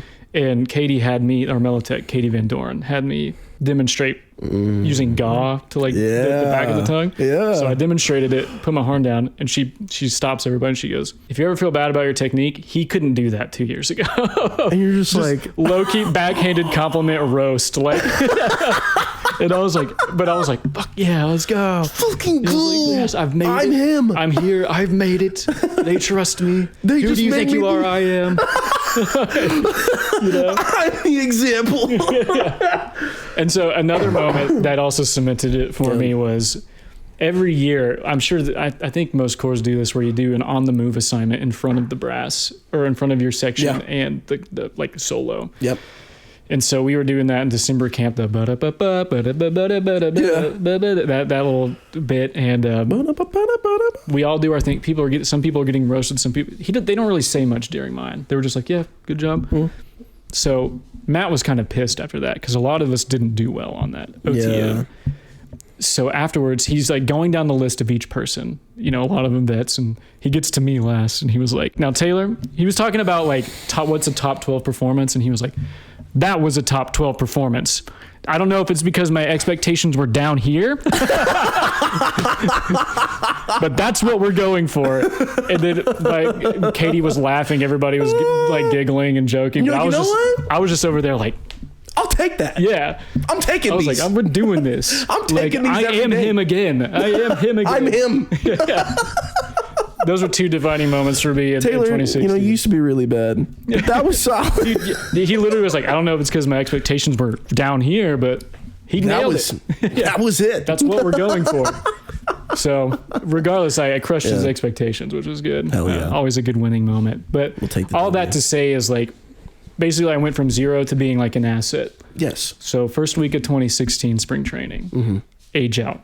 Yeah. I'm feeling on top of the world. Yeah. I got my contract early, secured. We're going to have a great summer. You already know you're doing it. So it's just, I'm like so excited for the summer. So excited. Yeah. First week of spring training, like second or third day, we're doing this exercise inside the gym. It's raining in the morning. Yeah. And we're doing our opener that year was at 192 beats a minute. Yep. We're practicing extended backward step sizes with our shoes on in the gym in the morning at 192, like 6 to 5 plus. Good morning. Yeah. For visual rehearsal. And it's raining outside, and we were just outside, so our shoes are wet. Yep. And like we're wearing shoes. That's a great idea. We're wearing shoes for outside. So like people You're slipping everywhere. Well, that and like if you have issue with any sort of grip, boom, you're down to the ground immediately. You're falling over. We're going line by line, rep by rep. Going backwards, you're just backwards. People are falling, and we're all kind of looking at each other like, this is kind of dangerous. Like, this is dumb, right? People are going to get hurt. I fall, land on both of my wrists. And I'm like, at first I'm like, oh God, I got to get out of the way. Roll out of the way, kind of get up and try to laugh it off. Like, wasn't the only one. Do a couple more reps. We had our hands down on our hips. We didn't have our horns with us. Oh, thank God. So a couple reps later, I was like, I can't move. I was like, my wrists hurting. Yeah. So I went up to the drum manager, like, hey, I'm going to go see the athletic trainer. I can't move these. Long story short, throughout the day, they wrapped it up. I tried to get back in there. Just throughout the day, I couldn't even hold my plate of food. I couldn't even go to the bathroom by myself. Like, I needed help. Both of them? I broke both of my wrists week 1 of 2016, my age out. Holy shit. So they finally in the evening were like, yeah, we need to take you to the hospital. And because they did this tuning fork test where they hit it and they put it in this like little crease where my wrist was. Yeah. And just a little vibration sent pain up my arm for both of them. And I knew at that point, I was like, oh no. Let's go to the hospital. I was devastated. So they were like, hey, go get your ID, whatever health insurance stuff. We're going to take you to the emergency room. So I'm going up and I'm in my dorm room. Everybody's at rehearsal and I just start crying. Oh my God. Yeah. Like, I was like, this is not good. It's one of those things where like drum corps is just like sports where it's like if you ever have to like spend any time off or out of it and you're there. Not only like you broke both of your wrists, I can't even use the bathroom on my own right now. Yeah. You know? So we go to the hospital in the emergency room. I'm like crying the entire time. Yeah. Not because of the pain, It's but just because being I was out. like, you know, I'm here. I've finally met this goal. I'm finally him. Like, I'm finally going to have a great... I'm him. Like, you They know, said I'm him multiple times. I was ready. I was like so excited for the season, having a great time. Like Yeah. vibes were high. And then like they come in and basically the first prognosis, they're going to give you the worst case scenario in the emergency room. Right. But the nurse came in, put my splints on and said, you have 2 broken wrists and you're not going to be able to do this anymore. At all. Yeah. I thought my season was over. So I'm like sitting, and it took forever too. Like I was there for like 3 hours bawling the entire time. Holy because shit. I was devastated that my season was over. Like I was like, this is how I'm going to go out. Is that like what you're thinking basically at that point? Yeah, I was like, when my they tell you season- like, hey, you can't do this. Yeah. You're just like, okay, I gotta go home now. I was like, my season's over. Like everything days in. everything I dreamed about, everything that was leading up to this point, and it's all just been ripped over. away. So I called Ryan Brannon. He's now the assistant choir director at Crown. okay, He was on okay. admin staff. He's Hell the one yeah. that took me to the emergency Shout room. out Ryan. Shout out, love him. I'm going to be in his wedding in January. Hell yeah. So, Hey. love that guy. Hell yeah, dude. Potential guest later. I'll talk to him. Hey, But we'd love to I have call you on. him and I'm like trying to keep it together. And he's like, what's the prognosis? And I just start crying again. And he's like, I'll come pick you up, buddy. Then I had to call my parents. Which talk about that. And I don't, obviously I was devastated, but my parents were like my biggest supporters And then when loved you- that I was doing Hey, this. what's going on? You're like, Yeah. And I basically started out with like, this is going to be a really tough phone call. Literally physically, because I have to hold the phone. Well, I had it sitting on. I had it sitting on the. I had it. No, Not that funny, but no, it's kinda it's funny. kind of funny. But I had it sitting down on the table and was Yeah, like trying to this is calm really my hard. parents. And, they were obviously devastated. My mom flew out immediately, yeah. and luckily, my mom, she works in physical therapy. So she had a lot more positive of an outlook. She was like, we're going to get you to an orthopedic doctor. Like, we can fix this. She was like, we're going to see, they're going to give you the worst case scenario at the ER. We're going to take you to an orthopedic doctor and see what the real prognosis is. I was like, okay.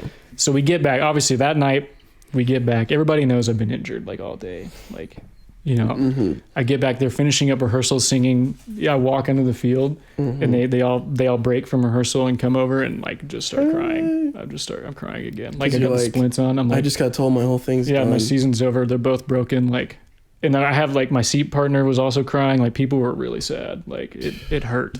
It hurt because I was really close to a lot of those guys. Yeah. We were going to age out together. Like a lot of us, I to these days, some of these guys are my best friends. Exactly. Really tough seat. And we thought it was done.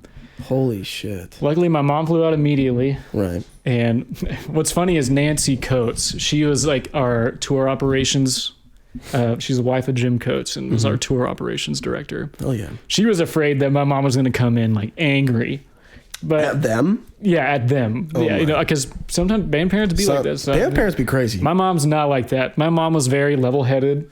Like knew it wasn't necessarily. It wasn't the best. Nothing you could do in that situation. Yeah. This is just an accident that Yeah. happened. I will say I did hear the staff get chewed out for doing that exercise because I Probably. wasn't the only one that got hurt. I just got hurt the absolute worst. Yeah.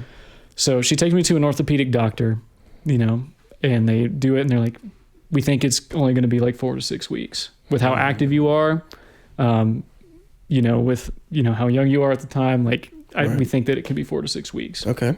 I have dual casts on. For the first 2 weeks, I had my thumbs covered. Couldn't move my thumbs. Right. Literally had to have help for everything.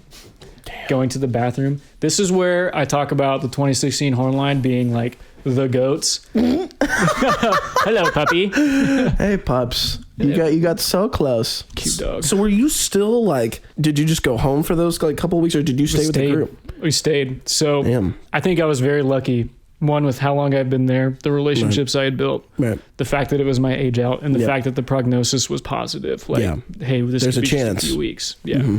So they were basically like, hey, if you can get in by the Muncie show, which was like 4 weeks out from when I got my casts on, Okay.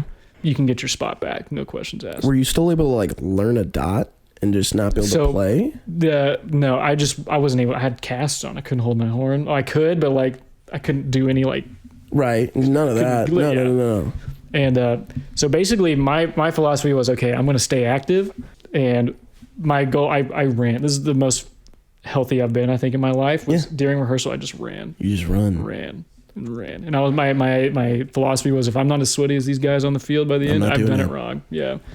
Hell yeah. So 4 weeks go by. It's hard to sit there and watch everybody rehearse and get better, and like, you know, you can't. It's turning out to be going to be a great season. Like we knew we were going to be visually strong. Knew we were going to be a brass powerhouse again. Like we knew the show was a lot of fun. The color guard was fucking amazing. You're playing Star of Indiana 1993's opener as well. Yeah. I mean, I had so many questions about the show, but I mean, with this, I mean, it's just like, I mean, I wanted to talk about just like the importance of that, like that opener and what that meant to like drum corps in general. I mean, playing that opener and that opening hit, half of our staff being Matt Harloff from the show that came from. I mean, Matt Harloff, literally the drum major, like conducting that show. I mean, how was that like talked about? Like, I feel like there was so much importance that had to be shed on that. But like, this has to be like the best thing of the summer for how important this like show is going to be.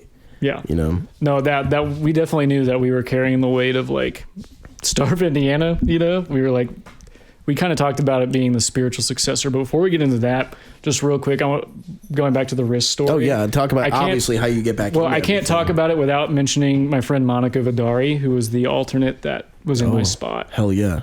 For that. So Shout out Monica. We get to Monica. I'll send this to her. Shout out to you. She's badass. Yeah. So she was in my spot, and then we get to Muncie. The athletic trainer takes me to a new orthopedic doctor, completely different state. They scan everything, X-ray, whatever. The doctor basically was like, "Yeah, we think we can take these off, and you look good." So we get back, and you know, muscle atrophy happens whenever you can't move it. Okay. So like my wrists were weak. Like it still hurt to like move them a little bit, but not because they were broken, because the muscles just weren't. You got to get it back. You got to get it back. Yeah. So, but I just remember picking up my horn when I get back.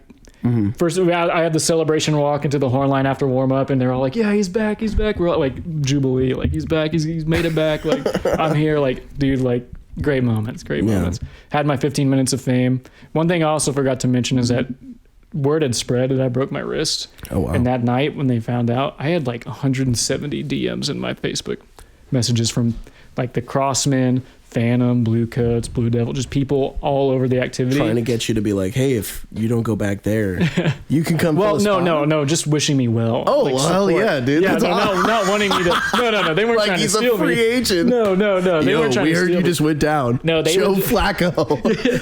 No, they were just supporting me. Yo, come over, brother. The outpouring of support, the good vibes, you know, being healthy at that time, I think is what really pushed me. But hell yeah. Long story short, Monica knew that when I got back in Muncie that she was going to back to an alternate. Yeah. Luckily, she got to finish in the show because someone else got hurt for the rest of the season, but they could come back next season. It wasn't their last. So hell yeah, she got to finish out. Karma works like that, you know, and she totally deserved to finish that show. That's awesome. Yeah, and she helped me learn my dot over. Oh my goodness. I got my cast off on a Wednesday, was in the show Friday. Wow. Yeah. Talk about stressful. I had already learned the opener, luckily. Right. Like, from spring training, and was like kind of remembering it in the back, like while they rehearsed. And I didn't play much that Friday show, let me tell you. I was gonna say musically like, too, like how did you get back on the train? Like how did everything, I mean, you're in the show, but like I guess doing drum corps too, you just learn how to process information so much faster as years go on, so learning drill becomes very easy. It was literally like watch Monica do it and then jump in, and I was like, I do it, and then I put body memory, hopefully it just all is there on Friday. And I had to practice like during lunch, so I would eat really quickly, go out, and Monica would help me like learn the dots. Damn. So like that, I mean, talk about like a fucking champion, Monica. Like I said, I can't talk about this story without mentioning her. She's the real MVP of the season. Really, yeah, 100%. She's the real MVP. Real MVP. Oh like my goodness. Like think about her position, getting in, being in the show, like learning the entire But by the way, this guy is going to come back, by the way, and as soon as he comes knowing back. You may or may not continue in this spot. And then when he does come back, you're going to help him. Yeah. She takes her time. She could have just sat through lunch and watched me do fumble around, but she was like being my metronome, pointing out different marks she used to learn the drill, and wow, gracious. She's the real MVP. Shout out Monica, dude. Yeah. That is so sick. I will tag her when I share this one. Hell yeah, dude. Yeah. That's awesome. Yeah, I just wanted to finish that story, but I was able to get back in and finish the season. Dude, that's insane. Yeah. Oh my God. Wild story. Holy shit. Mm-hmm. So like how long until you felt like, okay, I'm in this now. I feel comfortable. I can I can do all of this. Basically, after the Muncie show, I was like, basically back in it. Like once I had the first show under my belt, we had like 5 rehearsal days or something, and I was like, I was like, all right, I'm gonna be fine. Like, I'm be good. Yeah, I'll be fine. We're good. I'll be all right. So what was like now you're back on the field and everything. Mm-hmm. What's the mindset of the whole group again, coming off of a year where you guys were, it looked like it was going to be like a guarantee of you guys just like being back on top again. Things don't quite work out that way. Right. It feel like hearing from Keith in his episode, it sounds like the vets all just kind of came together and were like, we're not going to let each other down this season. Like was there a lot of age outs in that summer? Yeah, I don't remember the exact amount.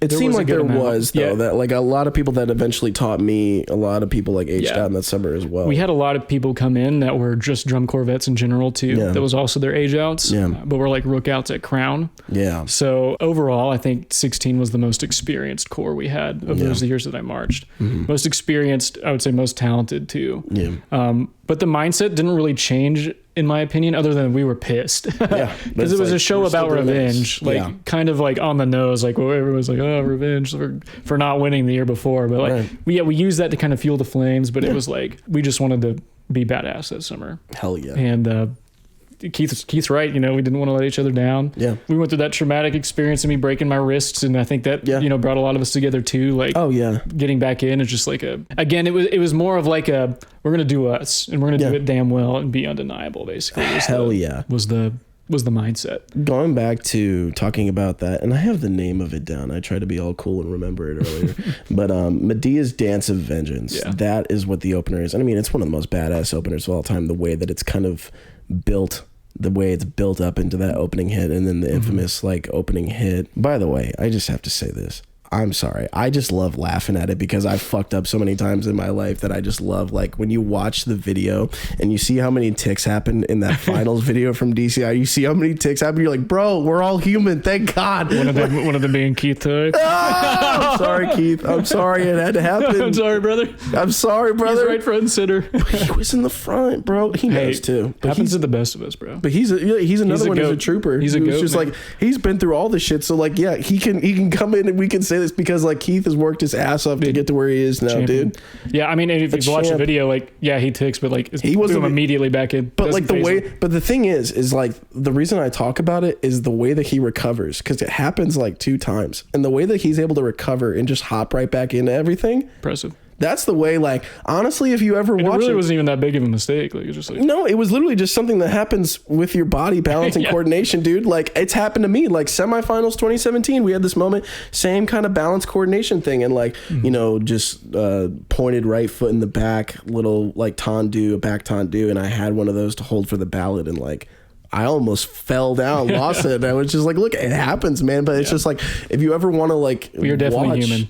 Yeah, you're human, because you think, like, as a person on the outside watching, you always just think that they're just like rock stars, just perfect every time. But like, if you want to watch like a masterclass in recovery, that's the biggest thing, is like, everyone's gonna tick at some point, everyone's gonna make a mistake, and that's fine. It's all about how you recover from the thing. And like, the recovery, if you can make it a good recovery, that gets celebrated from the mistake. People are like, yeah, but the way you recovered was incredible. Like, that was great. Like, somebody, if you keep watching, when you guys go down to the one knee and then it's like the like stagnated one leg out, stick her leg out for every line, there's a trumpet that doesn't do it on his line but does it perfectly on count with this like 2 lines later. And it's like, yeah, good job. Good job. Like, that is exactly how you like fix that. It's like, oh, hey, I know this counts here though. So it's just like, yeah, dude, all about the recovery. That's why it's also funny to talk about, because like, 100%. How many times have I messed up in my life too? And it's just like, listen, man, come on. There's never a perfect show. Never, We're ever. all human. Yeah. We're all human. Never, dude. ever.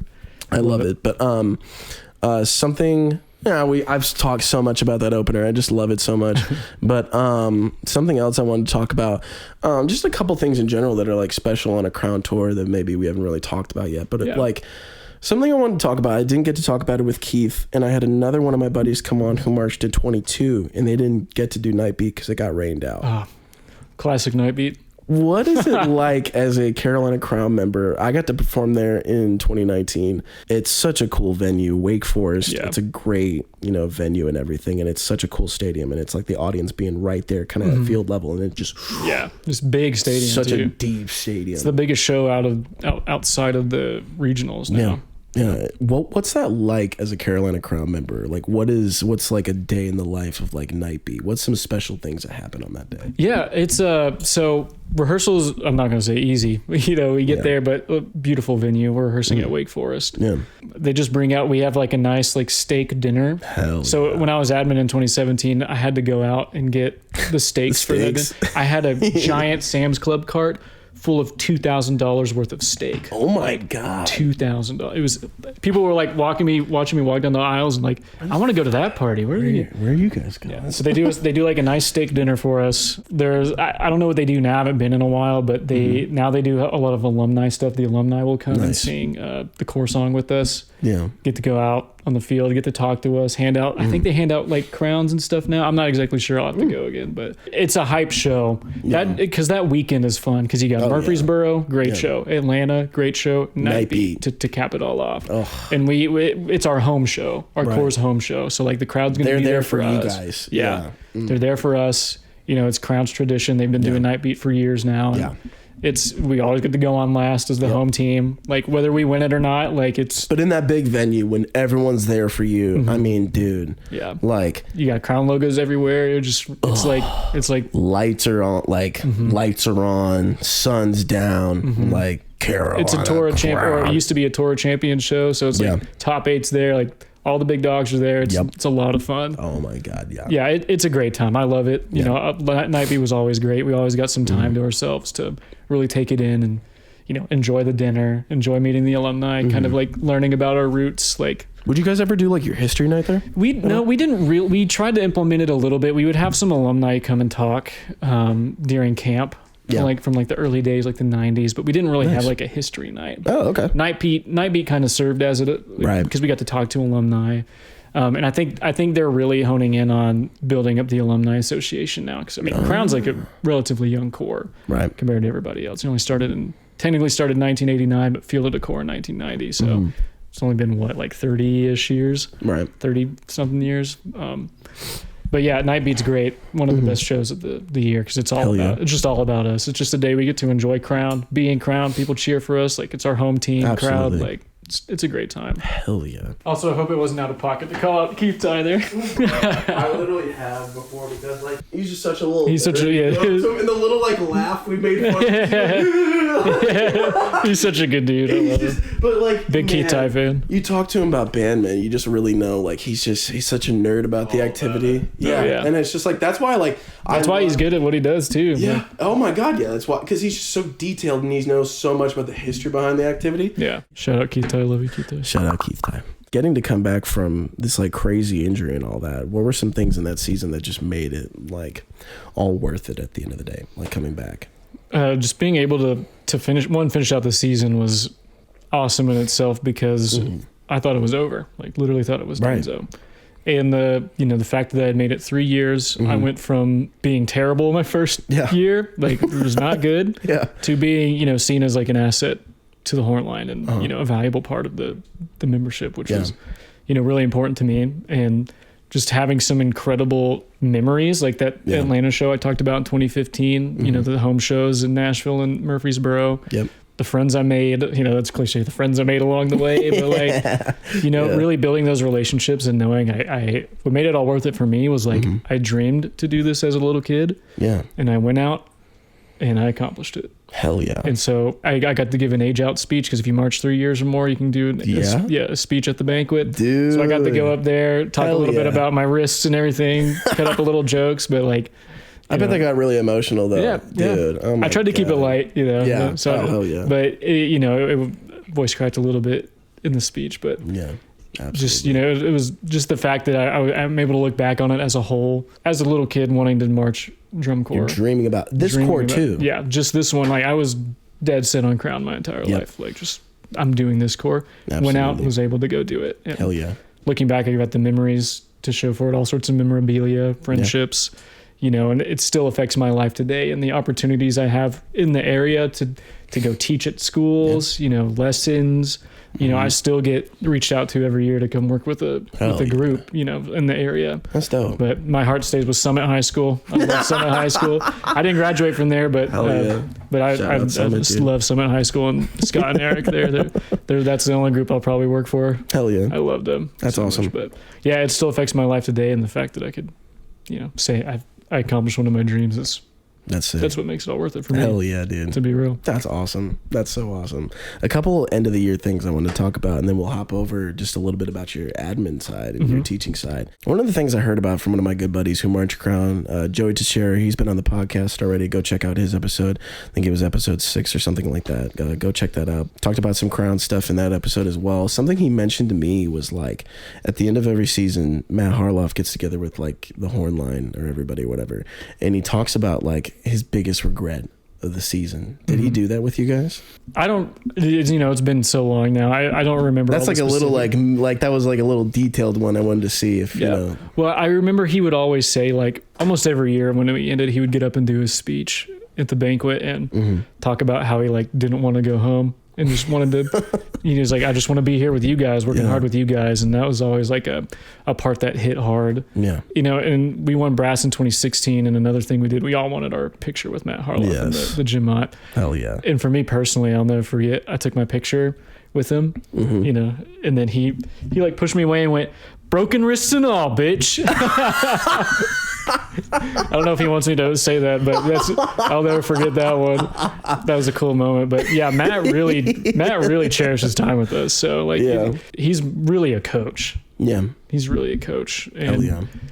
I think, he gets a lot of his inspiration from great coaches in any sport. Yeah. You can really tell, and he knows how. He's the ultimate hype master. Knows how to knows how to piss us off, or like knows how to get us hype without pissing us off. Like he's a master at it. But he would always talk about how he also had his son Tyson, who he didn't march the years that I marched. He marched in 2019. Yeah, I was gonna say I heard about that happening. Yeah, but Tyson spent some time with us on tour in 2016, and he always talked about like, we always made Tyson feel at home, like, and that always got mad emotional, like, talking about Tyson and how we gave him, a fun time. We made friends with him, and Tyson's a Titans fan. Shout out Tyson. Dude, shout out to Tyson, bro. Yeah. Tyson and I still talk about the Titans. Like, he messaged me the other day on the Dolphins game and was like, dude, what is that game? What is going on? Will Levis is him, dude. Yeah. That's what's happening. Is that dude. Will Levis is him. Yeah. No, I don't remember like the specifics of his speeches, but I just know he would always talk about like, I don't want to go home and spend time with anybody else. I want to go home. He was like, I want to be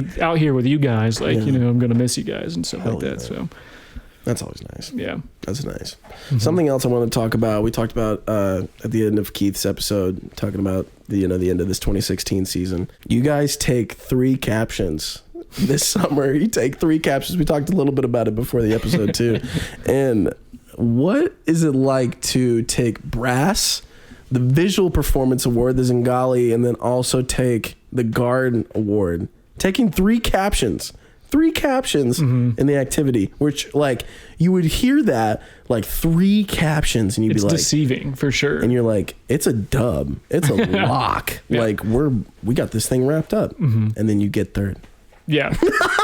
Hey, it was the first time Crown ever got 3rd place. A lot of firsts that season. So what was that like? What were the vibes in the retreat block as like captions are going in? It's just like Carolina Crown. It's just like, to be honest, I think we knew we weren't gonna, like, they say we were in contention, and I think we definitely were. Like, I think us, Blue Coats and Blue Devils were all within like a few tenths. It was close. So it could have gone anyway. All right. But I think we all knew we weren't gonna win it. So nothing can really compare to the defeat I felt last season. So it was just kind of like, dude, I don't even care. We knew that we were one of like the best performing corps out there. Yes, we were happy with our performance. And we knew it. We were up there with the others. It's, you guys just take that. Yeah, it was like taking dubs. Like the results speak for themselves. Yeah. The show speaks for itself. I think. So I felt content. I didn't feel gypped or like screwed or like it's and the captions can be deceiving since they're averaged over the weekend. Right. So like, we probably didn't do as well on finals or like semifinals as we did. I'm convinced that everyone's finals performance is probably going to be like, I feel like semifinals is always a peak. yeah, it always is, because like you walk out of that and like whatever happens tomorrow, that's it either way. So like it's your last one. You got to go put it out there. You got to go put your best thing out there, and it's going to be emotional. So it's like none of the finals performances are like the best of the year. Right. Like there's no way you walk off like it's all an emotional performance, because whatever like it's fuck it, we ball. Yeah, that's it. Yeah, this is it. We're gonna go out there. Whatever happens, and Fuck it. like I said, I think we were all content. At least I was. Well, I don't want to best. speak. Yeah, I don't want to speak for everybody else, but we performed. I think we were a very talented core. We threw down. I want to put the little video you showed me before. Oh yeah. What's his name? It was whoever the guy who winked in the Blue Coats show. I don't know if his name. Ben Gunnarsson wasn't that guy, because he was like another one of the trumpet soloists that summer. I don't even know his name, but whoever like the wink guy was. Were you gonna say something, Grant? Was it the bass trombone soloist? No, we're talking about the trumpet soloist, like the screamer soloist in the ballad, who just like fat note at the end of the ballad, and then the release happens, crowds going nuts, and then he just little wink. Yeah. So we were with him. Yeah, we were in the retreat block, and I'm on the edge of the block, kind of near the front. I think I'm closest to Keith Ty, and I remember the episode him going, "We're still going to get third place." That definitely happened. I can vouch. But before the awards and everything got started, we're all just kind of chilling there, waiting. Blue Coats are right there, and I saw him. I was like, "Oh, that's the guy that does the wink." And I was like, I pulled out my phone on Snapchat, and I was like, "Hey, do the wink, do the wink." He was like, "Is it on? Is it on?" And I was like, "Yeah." And he winks, and then it's literally like a 3-second video. Do it. Like the camera turns back to me laughing, and that's it. Like, so It's the little things, dude. I always use that like when I teach kids at high school, and like it's inevitable when they find out you march drum corps, they're like, "Oh my god, this is awesome." Did you know this guy? Yeah, well, I like to pull that one out and be like, "Yeah, I got the guy to wink for me personally." So, you know the guy who winked it for everybody? He winked for me personally. He did it for me. Yeah, I also need that video. Can show it as a reference. We need that. We need that right here in this empty space. Right here. We need that playing. You look at him and you say, "Yeah, he was my little Let's maybe not put that one in there. Bleep that part out. This dude probably doesn't even remember that I have the video. If he ever watches this, he'll be like, "What the? What? Who is this weirdo? Yeah. Get out of here." Yeah, Okay. no, the captions can be deceiving, and like I said, at the end of the day, I think we felt content with how well we did. At least I did. I had no regrets. We left it out there, and at the end of the day, One of the best drum corps regardless of the summer. Yeah, Without a doubt. So you look at the scores, we were right there with the best. So hell yeah. And still like an incredible show, a memorable show. Like you look back on that summer. They're definitely not thinking about 2016 Blue Coats. Yeah. I think the best brass line of the 3 years I marched was 2016. I think so too, honestly. Yeah, I would agree with that. So moving on from 2016, a lot of people that I've known before to get back into the activity, a lot of them are music education people and want to start teaching the activity immediately. So many people I've seen have done that. In your case, it's a little unique. You went to the tour admin side of things. What kind of got you interested in doing all of that? So part of it was being on like the prop crews for my first couple of years and building a closer relationship with Ryan Brandon, one of my best friends, again, going to be in his wedding in January. Shout out Ryan. Assistant director at Crown. Dude works harder than anybody I know. Like his goal is to make sure we as members have a good summer. Yeah. And there's so much that goes into admin life that people don't realize, like from filling up propane tanks for the food truck, all of the airport runs we got to constantly do throughout the summer. This errand, that errand, hospital runs, whatever's happening. Like the admin are doing it every day. I would venture to say I got less sleep as an admin than I did as a member. Really? Yeah. Like 2017 was hard. Oh my God. But I got into it, and what really sealed the deal for me was like when I broke my wrist in spring training. Ryan was there. He took me to the hospital. He went out at 2 a.m. when we forgot to get my medicine on the way home, and I was laying there and literally couldn't sleep, and my wrists were broken. Crying. And so he went out 2 a.m., found the nearest 24-hour pharmacy, like an hour away, speeding down a road at like 2 a.m. to get this to me because I couldn't sleep. I got really close with him, and basically, as I was healing up, I was like, I think I'd be interested in coming back to do admin next season. Just being able to see what they do. It's like a very underappreciated job, I think. Because they're the staff that's working the hardest out there. Like for sure. I mean, every staff's got their place. Not putting down instructional staff. They've just got a very different schedule and a very different objective. When it comes to what they're doing over the summer. Absolutely. But the admin are out there. They're the only staff that's there from day one of spring training to the end, to the day or two after, handling everything that's on the outside behind the scenes. Exactly. Yeah. Getting food, Sam's Club runs, like any errand that needs to be done, we're the ones doing it. Oh my goodness. So it's a lot. What's a normal day on tour like for an admin? Like what's some things that you could be experiencing? Because I know there could be some things, I don't know if you guys ever deal with it, but like, losing housing sites or just anything like that. Like what's some things that, happen during tour? So we had our team of like 3 tour admin. It was me, Ryan, and Shelly. And we kind of we split up certain responsibilities. Like I would be the guy to go on airport runs. We would me and Shelly would all go do Sam's Club runs. Shelly would do like doctor runs and other things. I don't remember exactly. It's been a while now. But basically, it would start like we were the last ones on the bus and the first ones on the bus. Yeah. Anytime we leave or go, because we're the ones checking, making sure everybody's in their seats. Yeah. Give the go ahead that we're good to go. So whenever the Corps makes a stop, Ryan and one of us would get off and get in a scout vehicle is what we called it, to go ahead of the Corps and get to the housing site, meet the housing site guy, get all the signs set up, so that way when everybody comes in like zombies, they know where to go. And that we would sleep in the back of a van with a wooden pallet. Oh, and wow. It would get like 45. It sucked being woken up in the middle of the night to be like, hey, you got to get on the scout vehicle and go ahead of the Corps. And so like we're getting there, everything's set up, we're checking all the rooms, putting up all the signs. We have to hook up the food truck when it gets there. Like we're the ones hooking it up because the driver's got to go sleep. Yeah. We got to tell them where to park the truck, and they got to go. And they have to get that sleep. They have to go sleep. They have to like log all those hours of driving and all that. And there's a certain amount that they can't be. Yeah. We got to meet the housing guy, get everything set up. Once we do that, get the food truck set up, find the water, we had to find all the essentials we needed first. Once we had that checklist, we had a checklist that we basically went through. Once we got that, then we could go get our stuff, go to sleep. By that time, the Corps already in, finding the sleeping area to sleep. We would get however many hours of sleep. We got to get up and we get rolling. And once a week, are you guys up before the Corps, basically? We get up about the same time, but we'd get up before them for breakfast to help the volunteers set up for breakfast. And absolutely, we always had airport runs almost every day where we were like, I would have to go pick a staff member coming in and take somebody. Sometimes it was multiple per day, and sometimes the airport was like an hour away. So I'm like in the car for like 4 hours a day, like picking people up and bringing them back and going back, picking more people up or dropping them off. Damn. And then sometimes we got to go get food. We got to run errands. We got to go pick up, we got to go hit Walmart to just get essential things, like little things you don't think about. Every few days I had to go this was my responsibility, was doing the propane, haul these huge propane tanks, tie them up in the back of the van. You're the big strong guy. No, literally, I weigh as much as these propane tanks. And I'm like, and when they're full, dude, those are heavy motherfuckers. Yeah. Dude. But you just broke your wrist, right? Go ahead. You're right. Like, you broke your wrist last year. Why don't you carry this? Go ahead and carry this. Yeah. But I would have to go find the nearest U-Haul and go fill up the propane tanks or find wherever propane was that day. God, and sometimes it's not easy to find. And Ryan would be like, hey, whenever we get into a new town, keep an eye out for like certain things that we might need. So if I saw a U-Haul, I'm like, boom, there's the propane. If I see a propane tank outside of a place, I'm like, okay, we can go there. Yeah.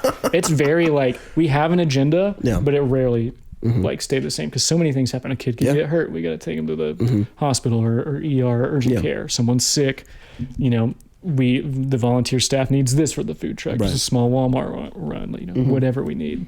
What's like the craziest thing you've dealt with on the admin side? It's just like maybe like a crazy day or just a situation where like, oh my God. Yeah, but one of the toughest days for me specifically, we were in Broken Arrow in 2017, and we're like 10 minutes out from bus and seat, and one of the kids comes up to me and says, hey, we need to take this guard girl to the hospital. She's like in the high school, like has some sort of stomach pain and like can't, like, I don't know. I don't know what she had, but they were talking like, well, the drivers can't, the Corps got to go. Like, we got to go from Broken Arrow to south of Dallas, which is like an 8-hour haul. Yeah. You know what I mean? And they were like, well, we need to have an admin there because the driver's going to take them to the hospital. Right. So basically they were like, Taylor, go. We go to the hospital. We take her to the hospital, and I sleep there for like the hour or so that she's in there, hour or 2 hours. And they wake me back up and they're like, hey, you got to drive for the driver, because if he does drive, he won't be able to drive tomorrow because of the hours that they needed to get or whatever. So he needs to sleep. So I basically drove through the night from Broken Arrow with this sleeping color guard girl and the sleeping athletic trainer and the sleeping driver, like by myself from Broken Arrow to Dallas, to South. I think it was Belton, Texas. Yeah. And you think about it, I was up all day doing runs and like I didn't sleep. Yeah, you're already doing your full day. Because I woke up early that before that, for the show day, getting everything ready, go through the show day. We're in charge of prop crew, helping them get everything set up for the show, loading the stuff afterwards, making sure everybody's rounded up. And then they hit me with you have to drive throughout the night too. Yeah, you're taking this one. So I'm waking up 6 a.m. the previous day and we get to Belton, Texas at like 11 a.m. the next day. And so I show up and I'm like, I'm going to bed right now. Yeah, I'm like ghost white, like, Ryan, I have to sleep. I have to at some point. And they're like, yeah, dude, go. That's a good idea. Yeah. You've been up for over 24 hours. Like, go get some sleep. Go get some sleep. And that was that's a night we talk about a lot. The admin is very much united in our pain. And how, like, it's like the pain of like it's a different type of grueling from being a performer, for sure. What's something you've learned that like changed your outlook on the activity being on the admin side? I think there's a misconception, especially if you're not like super involved in the activity, that these drum corps are like a monolith. Like Crown may have a big reach in name, right? But like there's like 6 people running this shit, right? Overall, like it's not at the end of the day. They think just because you score that high that like I mean they have all the money. Just because you have the notoriety, we're still a nonprofit at the end of the day, running on gracious volunteers that we get. Yep. Running on 6 people that run the show. Yep. And a team of volunteers. Right.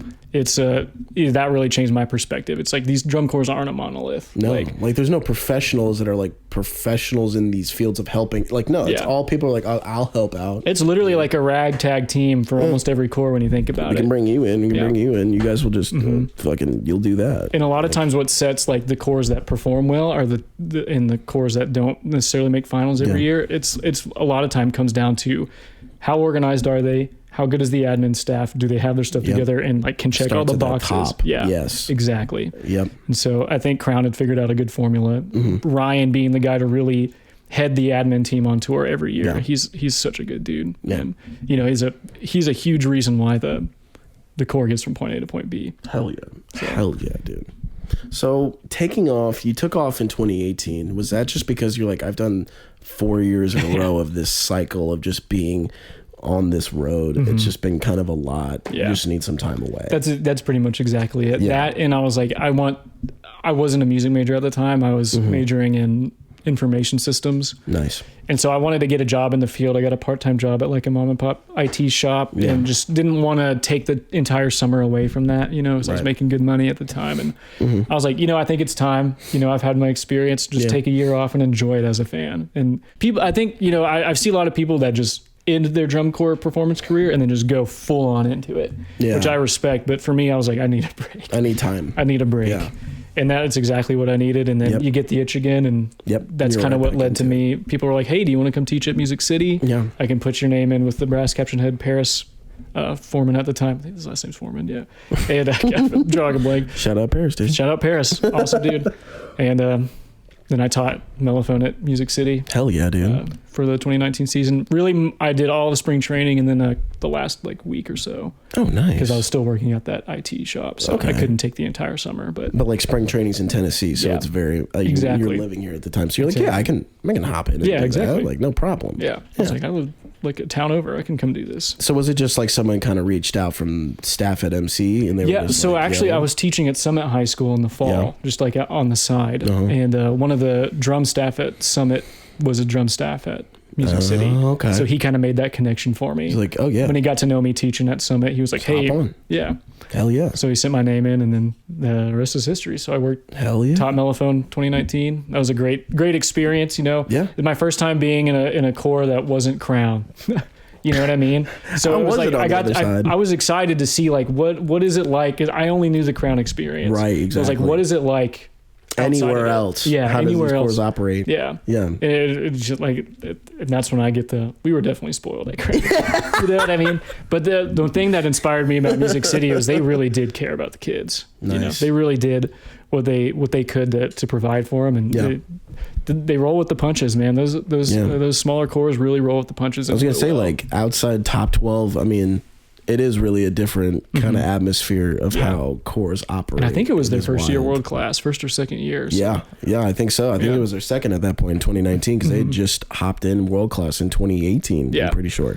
So it's just like, you know, a lot of philosophy was changing for them. They were trying to get into that mindset, and we're a world class performing drum corps, and that starts, you know, also with admin and everybody else. Exactly. It's like we have to level up our operations now because we're moving at a whole different speed. I mean, the tour is completely different. They brought in Joe Roach that year too, who I think he did wonders with them, and now he's at Crown. Hell yeah, dude. Hell yeah. Crown. Hell yeah. But yeah, no, Music City was great. The kids were great. You know, I had a great time. You know, when I approach teaching, like I like to be a role model for them. Right. I don't necessarily like to exert my like experience. I marched at Crown. You're gonna love me. Yeah, listen to me. I marched Crown. Like, you know what I mean. I very much like to build those like relationships with the students, where they trust me. Yeah, where it be relatable.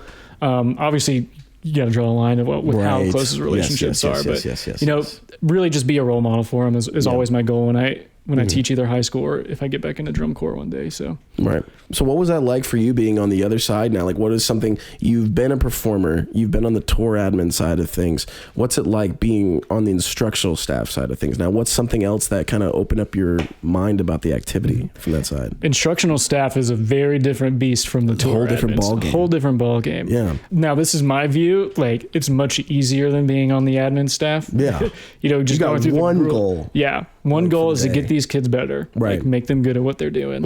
And you have to wake up with like a game plan every day. Like you got to think of like, all right, we know this part of the show is lacking right now. What exercises can I incorporate today to help them with that? Yeah. You know, how you have to have a gauge. You were brass staff, right? Yeah, I was mellophone staff. Word. So you had to have a gauge on like, okay, are the kids like you said with Keith Ty earlier, he knows when to push and when to let back. And you got to have that gauge as well. You know, and I've never been a guy to subscribe to we got to go hard all the time. No. Like what's the point of doing drum corps if you're not having fun? You're like, not only will you not want to respond in that situation, but if you're a teacher, your kids are not going to want to respond to you in that situation at all. And it's not an easy line to find. You know what I mean? Because sometimes you as a teacher, you get a little impatient yourself, because especially in your case, when you've performed at the highest level and you come to this level where it is very much... You got people who've never played mellophone before. Never even played a mellophone. Yeah. I mean, so much of this is an instructional how to do drum corps experience. Yeah. I mean, you got to take your patience like... Yeah, I had very quickly had to like lower, you know, what I expected. Yeah, exactly.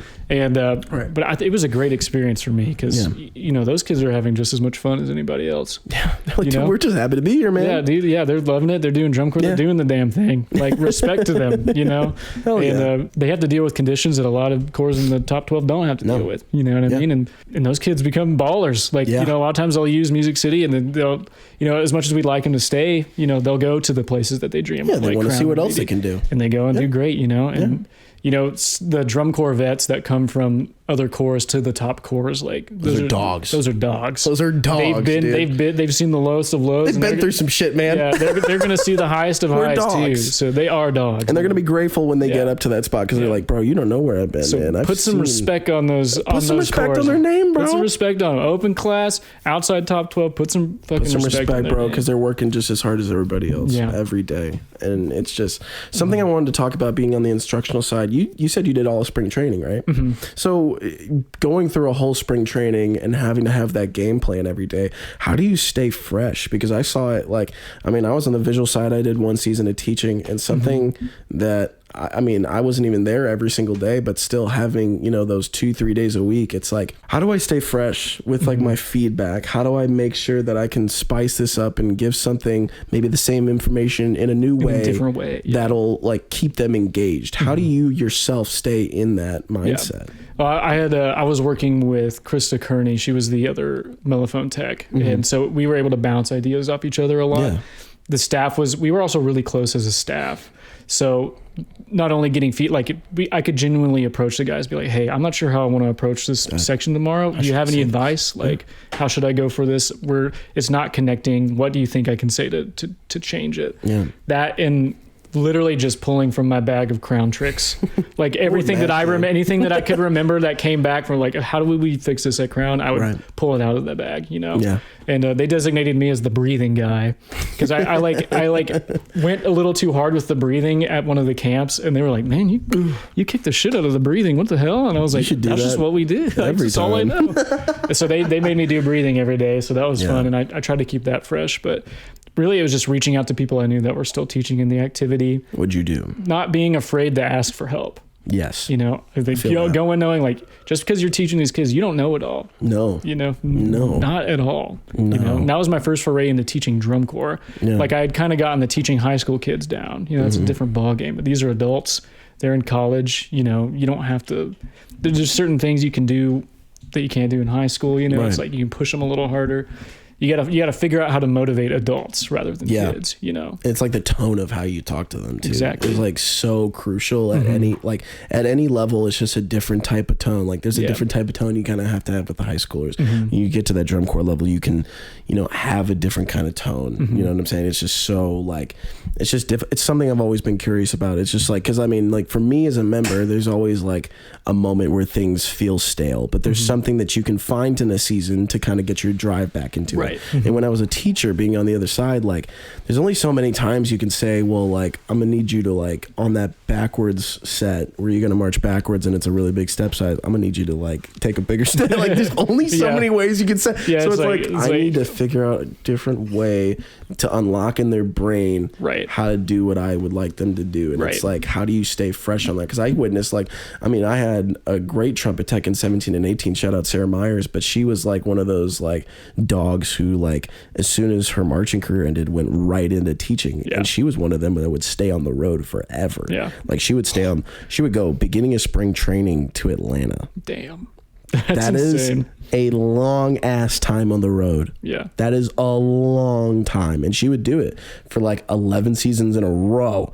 Would just like hop back on the train, go all season. And it's just like, you watch your own tech kind of like, they have this moment where they just gonna be like, all right, I'm getting stale myself. Like I got to figure out new ways to just like, you know, 100%. Keep myself in it, you know, especially also, in spring training, day in, day out, just all day. The ears get like a little like, you know, you get used to their sound. Yeah, exactly. So your expectation is like, well, here's what they can do. You got to hone in each day and really like, it does get to a certain point where it's kind of hard to like find the nitpicky parts. Cause like some parts, like after a few weeks, you're like, this just sounds okay. Like this is what it's going to be. What do I say to make it even better than this? Like you really got to look for it. Yep. You know, that was a challenging part for me. Yeah. But again, you know, not my biggest advice would be like not being afraid to ask other experienced instructors for help, pulling from what you know from your experience, and it ultimately boils down to just don't be an asshole. Also, like if you're fun with the kids, they're gonna respond better. Yes. You know, if you're nice, you know, but constructive with your feedback. But there's a way to be direct without being a dick about it. You know, and that's some people don't find that line, and they respond better every time when you're just like. I think that's one of my strengths. Yeah, you put yourself in their shoes. You're like, I've been here, bro. Yeah. Like, I've been bad myself. Let me try to help you out. Yeah. It's like, I'm here for you guys. Like, I'm helping wherever I can, you know? It was a great experience. So moving on from teaching and getting into this, like, working in the Crown office, how did that job kind of present itself? So I did volunteer for a few camps in 2018 and 2019 before I got the Music City job. Yeah. And so I approached Jim Coates. I had gotten to know him pretty well being on the admin staff for a year and volunteering and seeing him, you know, a couple times each year. I approached him. I think I volunteered in February camp for the 2019 season for Crown. Yeah. And he pulled me to the side during the camp and was like, what are your skill sets with, I hear you're doing information systems, database stuff, like web development, IT things, like just trying to probe and just see what I was doing. And I was talking again, Ryan and I, he's a recurring theme in my drum corps life. Love that guy. Shout out to him. Dude. I'll get him on the pod one day.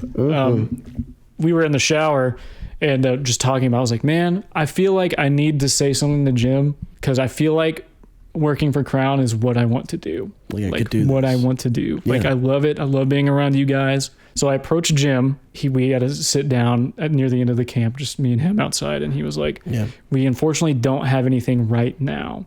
He was like, but this does mean a lot that you approach me and are serious about asking about this. He was like, I'll keep my options open. Right. So he found out I was going to be at Crown Beat. And Mo Smith, which is the wife of Kevin Smith, the founder of Crown, she worked in the office for years and years and years. Yeah. She ended up retiring shortly after that camp. And so there was an opening at the office. And I got a text from Jim.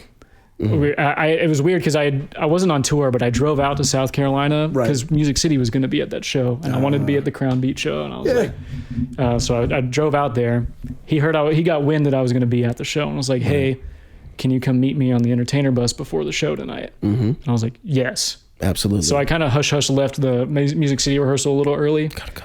and met him on their like staff bus in his back office, and basically just offered me to work full time with Crown. And I was like, giddy. Like getting a text message from Jim Coates himself, like DCI Hall of Famer. Yeah. I was like, yes, sir. Yes, sir, Jim, I will be there. And then him having enough like faith in me to offer me the job. Yeah. Like, and be sincere. Like I remembered and you're going to do it. Yeah. Yeah. And, he followed through with it. And what'd you end up doing for them? Basically, he offered me the job. They called it Special Projects Coordinator, which is like a catch-all for like all of the things that need to be done. Because there's a lot. Again, there's only 6 of us in the office, working in the off season. The office is in Fort Mills. So the address for our original office was in Fort Mill, but the actual office is in Pineville, North Carolina. But we rent out the original office. Because you don't want them to be like from Pineville, North Carolina. Like that doesn't sound cool. That doesn't sound cool, bro. Like, we want Fort Mill, like Fort Mill. Like, we wanted to keep the Fort Mill, like the origins from it. So we have an address there, but we rent that office out. We just keep one little office space, so it's like our actual office. But the warehouse and the actual office is in Pineville. Nice. Okay. Yeah. And so I did. So I think they moved on to a new website, but their website when I got was old. Bad. So I completely redesigned their website. That was one of my favorite projects I did for them. Nice. I was also in charge of fundraising in the off season. Wow. In between the 6 of us, we had to raise $1 million each year. Yeah, between the 6 of us. So, fuck. Yeah. So like that's when I talked about earlier, like these drum corps aren't monoliths. That's what I mean. This is purely a nonprofit being run by passion. How do you do that? How do you raise $1 million by yourself? Great question. That's something that we figure out year to year. Oh my God. A big one. So Crown really has diversified their like revenue streams. That's one of their strengths as an operation. Yep. A lot of corps, their only stream of revenue is like during like the members' fees, and then like whatever they get from tour. Whatever they get from tour, which is not a lot. No. And so you've got to find ways to supplement that. So I would do things like I would go to these meetings with people who give out grants, like for the county or for the state. Dude, fucking shout out, bro. Yeah, grants. I had to go like put in these applications and convince them why they needed to give Crown money. Yeah. I also ran our holiday fundraising campaigns, our Crown Jewels campaign. And not only that, Crown was a fully licensed, or is still, I'm assuming they still are, a fully licensed Yamaha dealership. So not only did we sell the horn line each year, we sold saxophones, instruments, marimbas. We were flipping instruments. Like we had a guy for the sales who would go out and we like you could buy it literally any instrument from us. Wow. So that's one of their. That's huge. Yeah, that's a big, part of the revenue. And then another part is they have Crown tickets. So they're like a ticket, almost like Ticketmaster almost. Crown will get the rights to sell tickets at certain drum corps shows. Oh wow! So like NightBeat, Crown selling. Like I knew corps did that for like finals. It would buy like boxes and sections and kind of do that deal. But like to do it at multiple shows. Yeah, that's interesting. Yeah. So like they we'd be the ticket vendor for like certain shows in the tour. Wow. Yeah, the Blue Cuts do something similar, or did when I was there. They were like one of our competitors in the ticket arena. I didn't even know. But even outside of drum corps, like there's a show nearby at a venue that we were able to be the ticket vendor for. That's crazy. To get Crown tickets. And you get like a portion of that back. Yeah. Wow. Yeah. Okay. So that's awesome. Yeah. So Crown tickets was part of it, and then fundraising. Just finding different ways to get money. Yeah, and I know there's a lot of like pressure on getting tuition fees down, which I totally agree with. We need to find a way to make the activity more sustainable. I hate that the price gets increased for tuition, but unfortunately it's like the Corps' hands are forced with the way the activity currently stands. They got to raise those tuition fees in order to just float. And I mean, you see it nowadays with the cadets, with the SCV, finances, especially after COVID, Yeah, I thought Crown was going to fold. Like, we literally thought Crown was going to be no I thought more. everybody was going to fold in the activity because, I mean, once you keep doing the activity, like you said, when you get through your second year, you get to the third year, and like you get to your fourth, and if you do more than that, you know, like you start getting curious about the behind the scenes, and you want to know how does this run? Right. And you get to a point where you start finding out a little too much, and you're like, like I remember in 2018, I had a moment, we were on tour, and like it was Texas, it was the week where like so many things were getting like delayed or canceled because of heat, and we're sitting there during rehearsals, we're like, bro, this activity is gonna die in like 6 years because like the way the system's set up, if anything crazy would ever happen where a summer can happen, the activity will not be able to survive because it won't be able to recoup any funds to stay at even or close to even, you know, because like this is, like we've talked about, tour and member fees is how these cores survive. But I think talking about the point that you were talking about with Crown, the way that they were able to find different streams of revenue for their core to raise that money for them, I think is how in the future this activity is going to ultimately survive. You gotta find other ways outside of the t-shirts you sell. I mean, that's also Crown's main revenue source. Their biggest one is the tour. So when in 2020 they announced that they were canceling it, that's when it was like panic button. So much of our money is fucked. Yeah, it's like I will never forget when we found out a couple days before they announced it, and they pulled us all in the conference room, and basically he was like, guys, I've been through some low points. Like Jim single-handedly, you know, kept the Crossmen alive back in the day, and then he was like, I've been through some lows with Crown, but he was like, but never like this. He was like, this is the first time. This might be the end of us. Yeah, he and we were all just sitting there like, fuck. Oh my god. And then he was like, we're probably going to have to put people on indefinite furlough. Staring at me. Like, we're definitely going to have to put some people on indefinite furlough, looking at me. You know, no, he didn't mean anything, but I knew too. I was kind of like last in, first out, you know. Again, Taylor, you're the rookie. Get the fuck You know, and I don't hold any ill, but it's a nonprofit running on fumes at that point. You got to do what you have to do. What could they do? Like, they couldn't keep me around. Like, you were just here because I wanted to do something good for the people, the organization that's done for me. And they just, COVID single-handedly almost destroyed. Nothing you can do. We legitimately thought VCI was over for at least half a decade. We were like, there's no way that we come back from this. Absolutely. I didn't think it would come back as quick as it did. Like, for them to be like, which at that point, that's kind of when I took my break from the activity, when COVID kind of was just like, because at that point I was going on for 5 years. And like, when they said it was done, I was like, I've done the same cycle for 5 years. I'm like, what do I do now? And I took this whole break, and then I started really paying attention to that behind the scenes stuff. And I was like, this thing's going to die. Yeah. This thing is going to die because it's not set up for a success where it can survive without this tour. Exactly. They need this tour. That's why and then when they brought it back in 2021, I was like, I'm disgusted.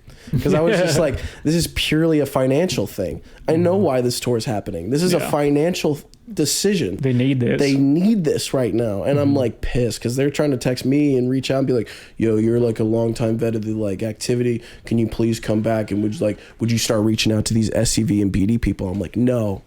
I'm like, I'm not coming. Like, I love the activity, but this is where I got so ugly with it, where I was just like, you guys are doing this because you need money from us for this thing to survive. And I was like, you know what? No. And I was just like, you gotta figure it. They've got to figure it out. I just went to this. I was like, no, like seriously, like you guys are.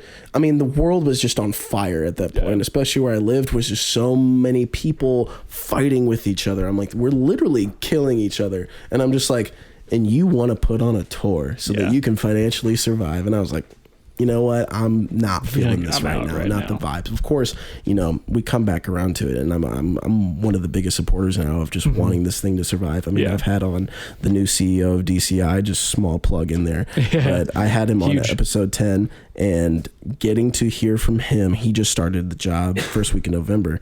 God bless you, sir. And but is that a mixed drink? I think it is. He's got a little fruity cocktail going on over here. Wow, spicy, Grant. But I got to talk to him. He started the job first week of November, and I mean, he's worked for all these different corporations, and I mean, he worked for the NFL as a media guy and PR guy for the Cleveland Browns. He helped out USA Football survive. He helped out USA Wake. I always say it wrong. I fucking hate it, but USA Water, Wake, and Ski Sports or whatever. He was able to bring that to get recognized at the Olympic level. Yeah. He was able to bring in, you know, Gatorade, Adidas, Techno Gym, all of these outside sponsors for this sport to create that revenue that I mean, they were working originally, they were a negative budget, this USA Water, Wake, and Ski Sports. They were working with a negative budget, kind of like DCI. Yeah. And now with him bringing in these outside sponsors and them supporting that, I mean, that thing runs by itself now because it's supported by all these outside sources of revenue, which is why I'm so excited that he's here. I've saw like people commenting and whatnot being like, oh man, Dan Atchinson's out. No, the whole thing's fucked because we got a guy in here who just know nothing about the activity. Like, I'm bro, like, you're just wrong. like, bro, you need this guy. There's a lot of armchair experts out there for sure. Like, you need a guy because the activity's been run by passion volunteers and educators. So it's like having a guy who has this amazing business mind and understands how to take businesses and start it from the ground up and make it run in its own with the outside. He has the formula. Yeah. Like talking to him just for it was a quick 35 minute interview and getting to hear on his mind, his whole goal is to do that. He was like, how can we create more attention outside of our bubble and our circle that we have? That's what I was about to say. We're gonna have to take drum corps from like a niche activity and try and get it in front of people's eyes. It used to be on ESPN. Yeah. It literally used to be on ESPN, dude. And it was like, how can we get back to that? Yeah. How can we get back on ESPN? Yeah. How can we get, you know, Gatorade sponsor? Because I mean, we get it right off the truck. How can we get a sponsor so we don't have to go out and pay for that? We can get sponsors and they can just supply us. You know, the kids wear Adidas pants to every winter camp ever. How can we get sponsored by them? You know, like if we bring in these outside sources to help fund this activity, that is where I think you will start to see the fees normalize and start to kind of get back to where, you know, you ended and where I started. Because my tuition, my age out was like $1,800. Right. Yeah. Which, and now it's like $5,000 total. Yeah. Like when I started my rookie year, it was like $3,500. Yeah. And I was like, oh. Because my brothers, I remember when he was at Boston, was like about $3K, $2K, something like that when he was at Pioneer. And I was just like, okay. And then by the time I was done at Blue Knights, it was like $4,800 already at 2019. And I was just like... $1,800 for tuition only, by the way. But all said and done, though, still, it was like a little less than $3,000, I think, total for fees. Oh, yeah. I mean, you're thinking about everything else, too. That's why it's just like, it's so important. I'm so excited now to see what's going to happen in these next couple of years with the activity, with this new leadership, because if you can bring in that outside source of revenue, if you can bring it to where this activity can function on its own without, you know, like if something like COVID happens again and we got to blow it all up, we'll be okay because we have outside sponsors that are supporting this activity. And I think if we can get to that point, like, I think we'll be okay. I think we'll be good. I think we'll make it. So we can lower those tuitions. Cores won't have to operate on razor thin margins. Like, I'm just so glad you brought that up because I'm just like, I mean, just at like, how do cores fundraise? You know, like just ask about that because that's something I never even thought. Like, just like in the off season, I mean, I never even thought for a core to have an office anywhere. I always thought it was just people just Facebook groups being like, let's get the band back together. No, we have a literal office. Literal warehouse. I know Crown also specifically is very active in the local marching band community too. Right. So we'll always have a booth at like the away shows and whatnot. The away shows. There's also a partnership with Seawee, which is the Winter Guard circuit. I also worked for Seawee on the weekends when I was at Crown. Hell yeah. Cody Crawford, shout out, worked at the Crown office as well for like years and years. Yeah.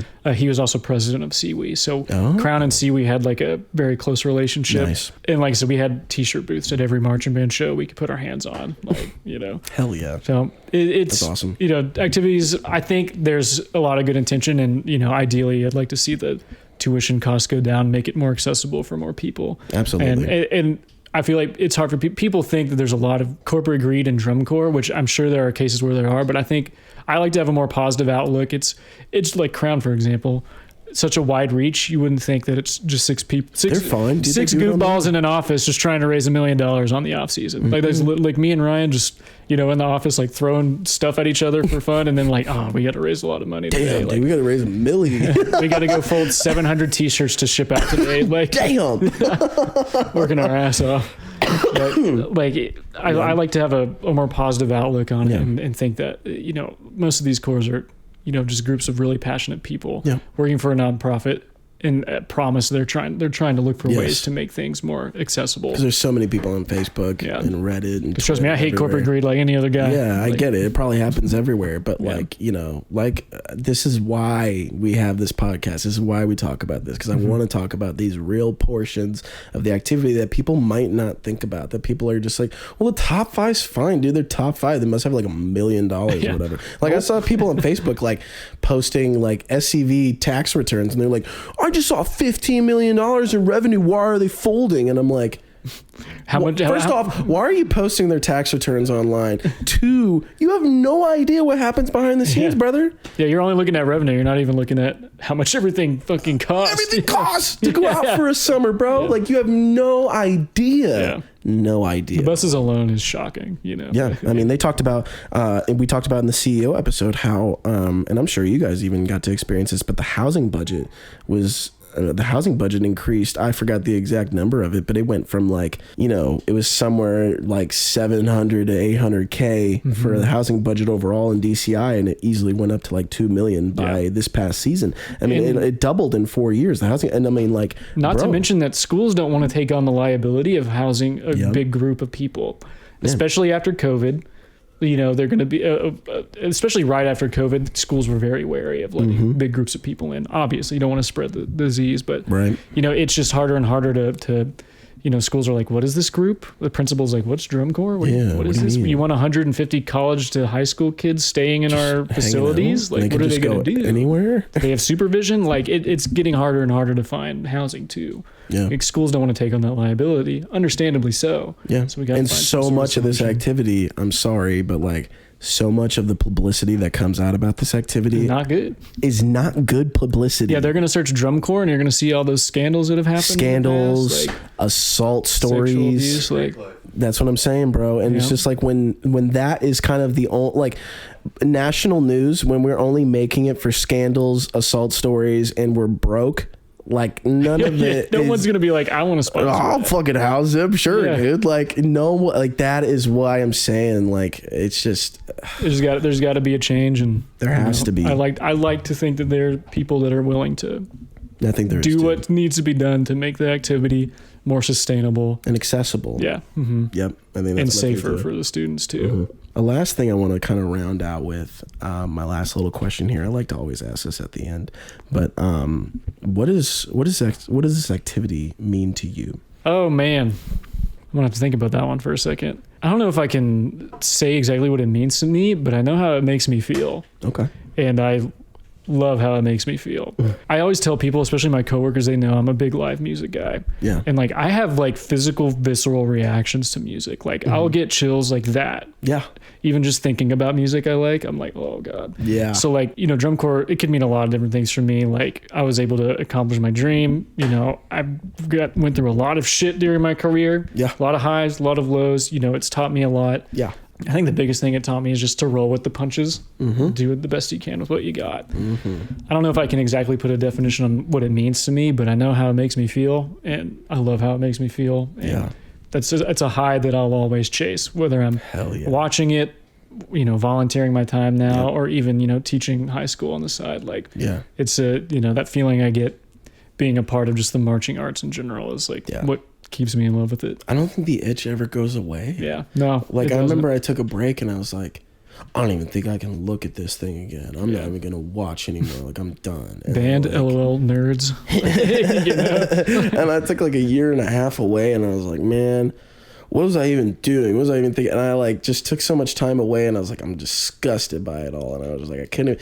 And then the itch just kind of comes back and you sit down and you watch one show and you keep up with your old team and you keep up with everybody and you see that you still got friends who are in the activity. Like what's crazy is I started marching in the activity in 2016, and this summer was the final summer of knowing anybody. Yeah. And they aged out. Hits you hard when that happens, don't it? When I watched... I don't know anybody that marches crown right now. Like, bro, I like cried when we got to have Joey on, and like he was the last person I knew who like was who I had marched with, who was in the activity.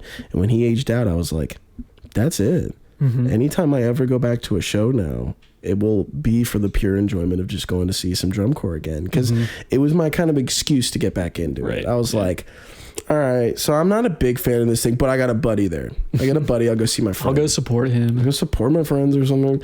And I go see my friends, and then I'd be like, yeah, it's like cool or whatever. Right, it's like, it's fucking cool, I guess. Damn, that was awesome. Fucking sick, dude. It was kind of sick. And then like I went and saw Joey, and I fully just gave in. I was like, bro, I miss this shit. Y'all you guys are in the best part of the tour right now. Like they were rehearsing at Murfreesboro, and I was like, you guys are in the best part of the tour. I'm watching how everything runs, how all the kids are and everything. And I was just like, man, fuck, I miss this shit, bro. And it's just like you watch it, and you watch how they perform, and you watch everything about it, all the behind the scenes, and you remember everything, and it's just like the memories, the nostalgia, it all comes flooding in. I'll never like be away from this activity forever. Yeah, it'll always be such a big part of my life, and that's just why I'm like, that's why I can just talk about it forever, man, because it's just had that, like, that's what I don't know if you could describe what it means. We've only scratched the surface, you know right? What I mean? Like, I could just keep going. There's so many other I had like 80 questions ready to go. Like we'll save it for part 2 next year. Taylor Womack part 2.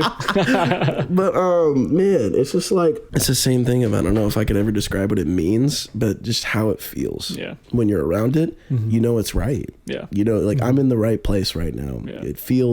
I feel myself here. You know, like, this is what I love. Yep. That's a beautiful thing. Yep. And I think on that, I think we've rambled enough for the day. Yeah, I think so too. At least for now. Got to get home to my girlfriend and my cat. So I think shout out Abby. Shout out Abby. Shout out the cat too. Yeah, shout out the cat. Blue, actually named after the Blue Coats, because Abby was a little bit. She needed to name it quick and just thought about Blue, BLOO. Dude, so shout out Blue, bro. I give her a little bit of crap for it because, you know, Crown Guy. You know, they were one of our rivals, but I guess we can name it. I guess we can name it Blue. Blue. All right, it's fine. Oh man, well, I just want to say thank you for taking the time today, dude, and coming in and just, you know, babbling with me about band for, you know, 3 hours. Yeah, this is a long one. I hope everybody listens to at least a portion of it, you know? Yeah, man, I hope that you guys enjoyed this episode. I love doing this episode. I guess any last little things here, this is probably going to be the last episode for a while, at least until the new year, probably like into the second week of the new year, something like that. Originally, I thought I was going to do some overtime work this week and record another interview. I'm not going to do that because it's almost Christmas time. And I enjoy the holidays. Not only do I do this and prep for the interview, but, you know, we got Grant behind the camera who does our thumbnails. We got Eric who's behind the screen right now doing the editing. And, you know, there's some other people that work on this too. And I want us to take a break, kind of recoup and kind of, you know, get ready for the new year, get this podcast ready, because there's been so many amazing, incredible people that have reached out who want to come on this podcast. And I want to do it the right way. And I want to come out just with a bang in 2024. So hell yeah. For now, this is probably going to be our last episode for the year 2023. This has been an incredible 3 months. This has been 3 months. Wow. Like, we just hit 3 months of doing this podcast. And some banger episodes too. I know, dude. Like within 3 months already, like the small following it's got, but I mean, like over 100 subscribers on YouTube, like over 100 followers on Instagram, like TikTok's blowing up too. Like just the small support that this podcast is getting right now for a podcast. I was like, I don't know if people will want to listen to this. I like the people who come back every week. I think it's cool to hear from the people who come and watch it every week. I think it's cool. There is a space for this. There's a little niche area for this. So I appreciate you guys watching at home. Other than that, go check out our past interviews. We've had some great interviews up into this point. My guy right here, Taylor Womack, we've had on the CEO of DCI, as I've mentioned. We've had on Keith Ty, who's now teaching with the Cavaliers on the brass staff, soloist. We've had so many incredible people on this podcast already, and there's going to be some really exciting people in 2024. There's a lot of goals for 2024 that we'll talk about as we get into the year, but I'm very excited for it in this podcast. So with that, this has been episode 13. Thank you for coming on, Taylor. Dude, I really appreciate it. Appreciate it. It's been a blast. My man. Thanks, brother. Thanks for coming on, bro. And with that, episode 13, we will see you guys in 2024.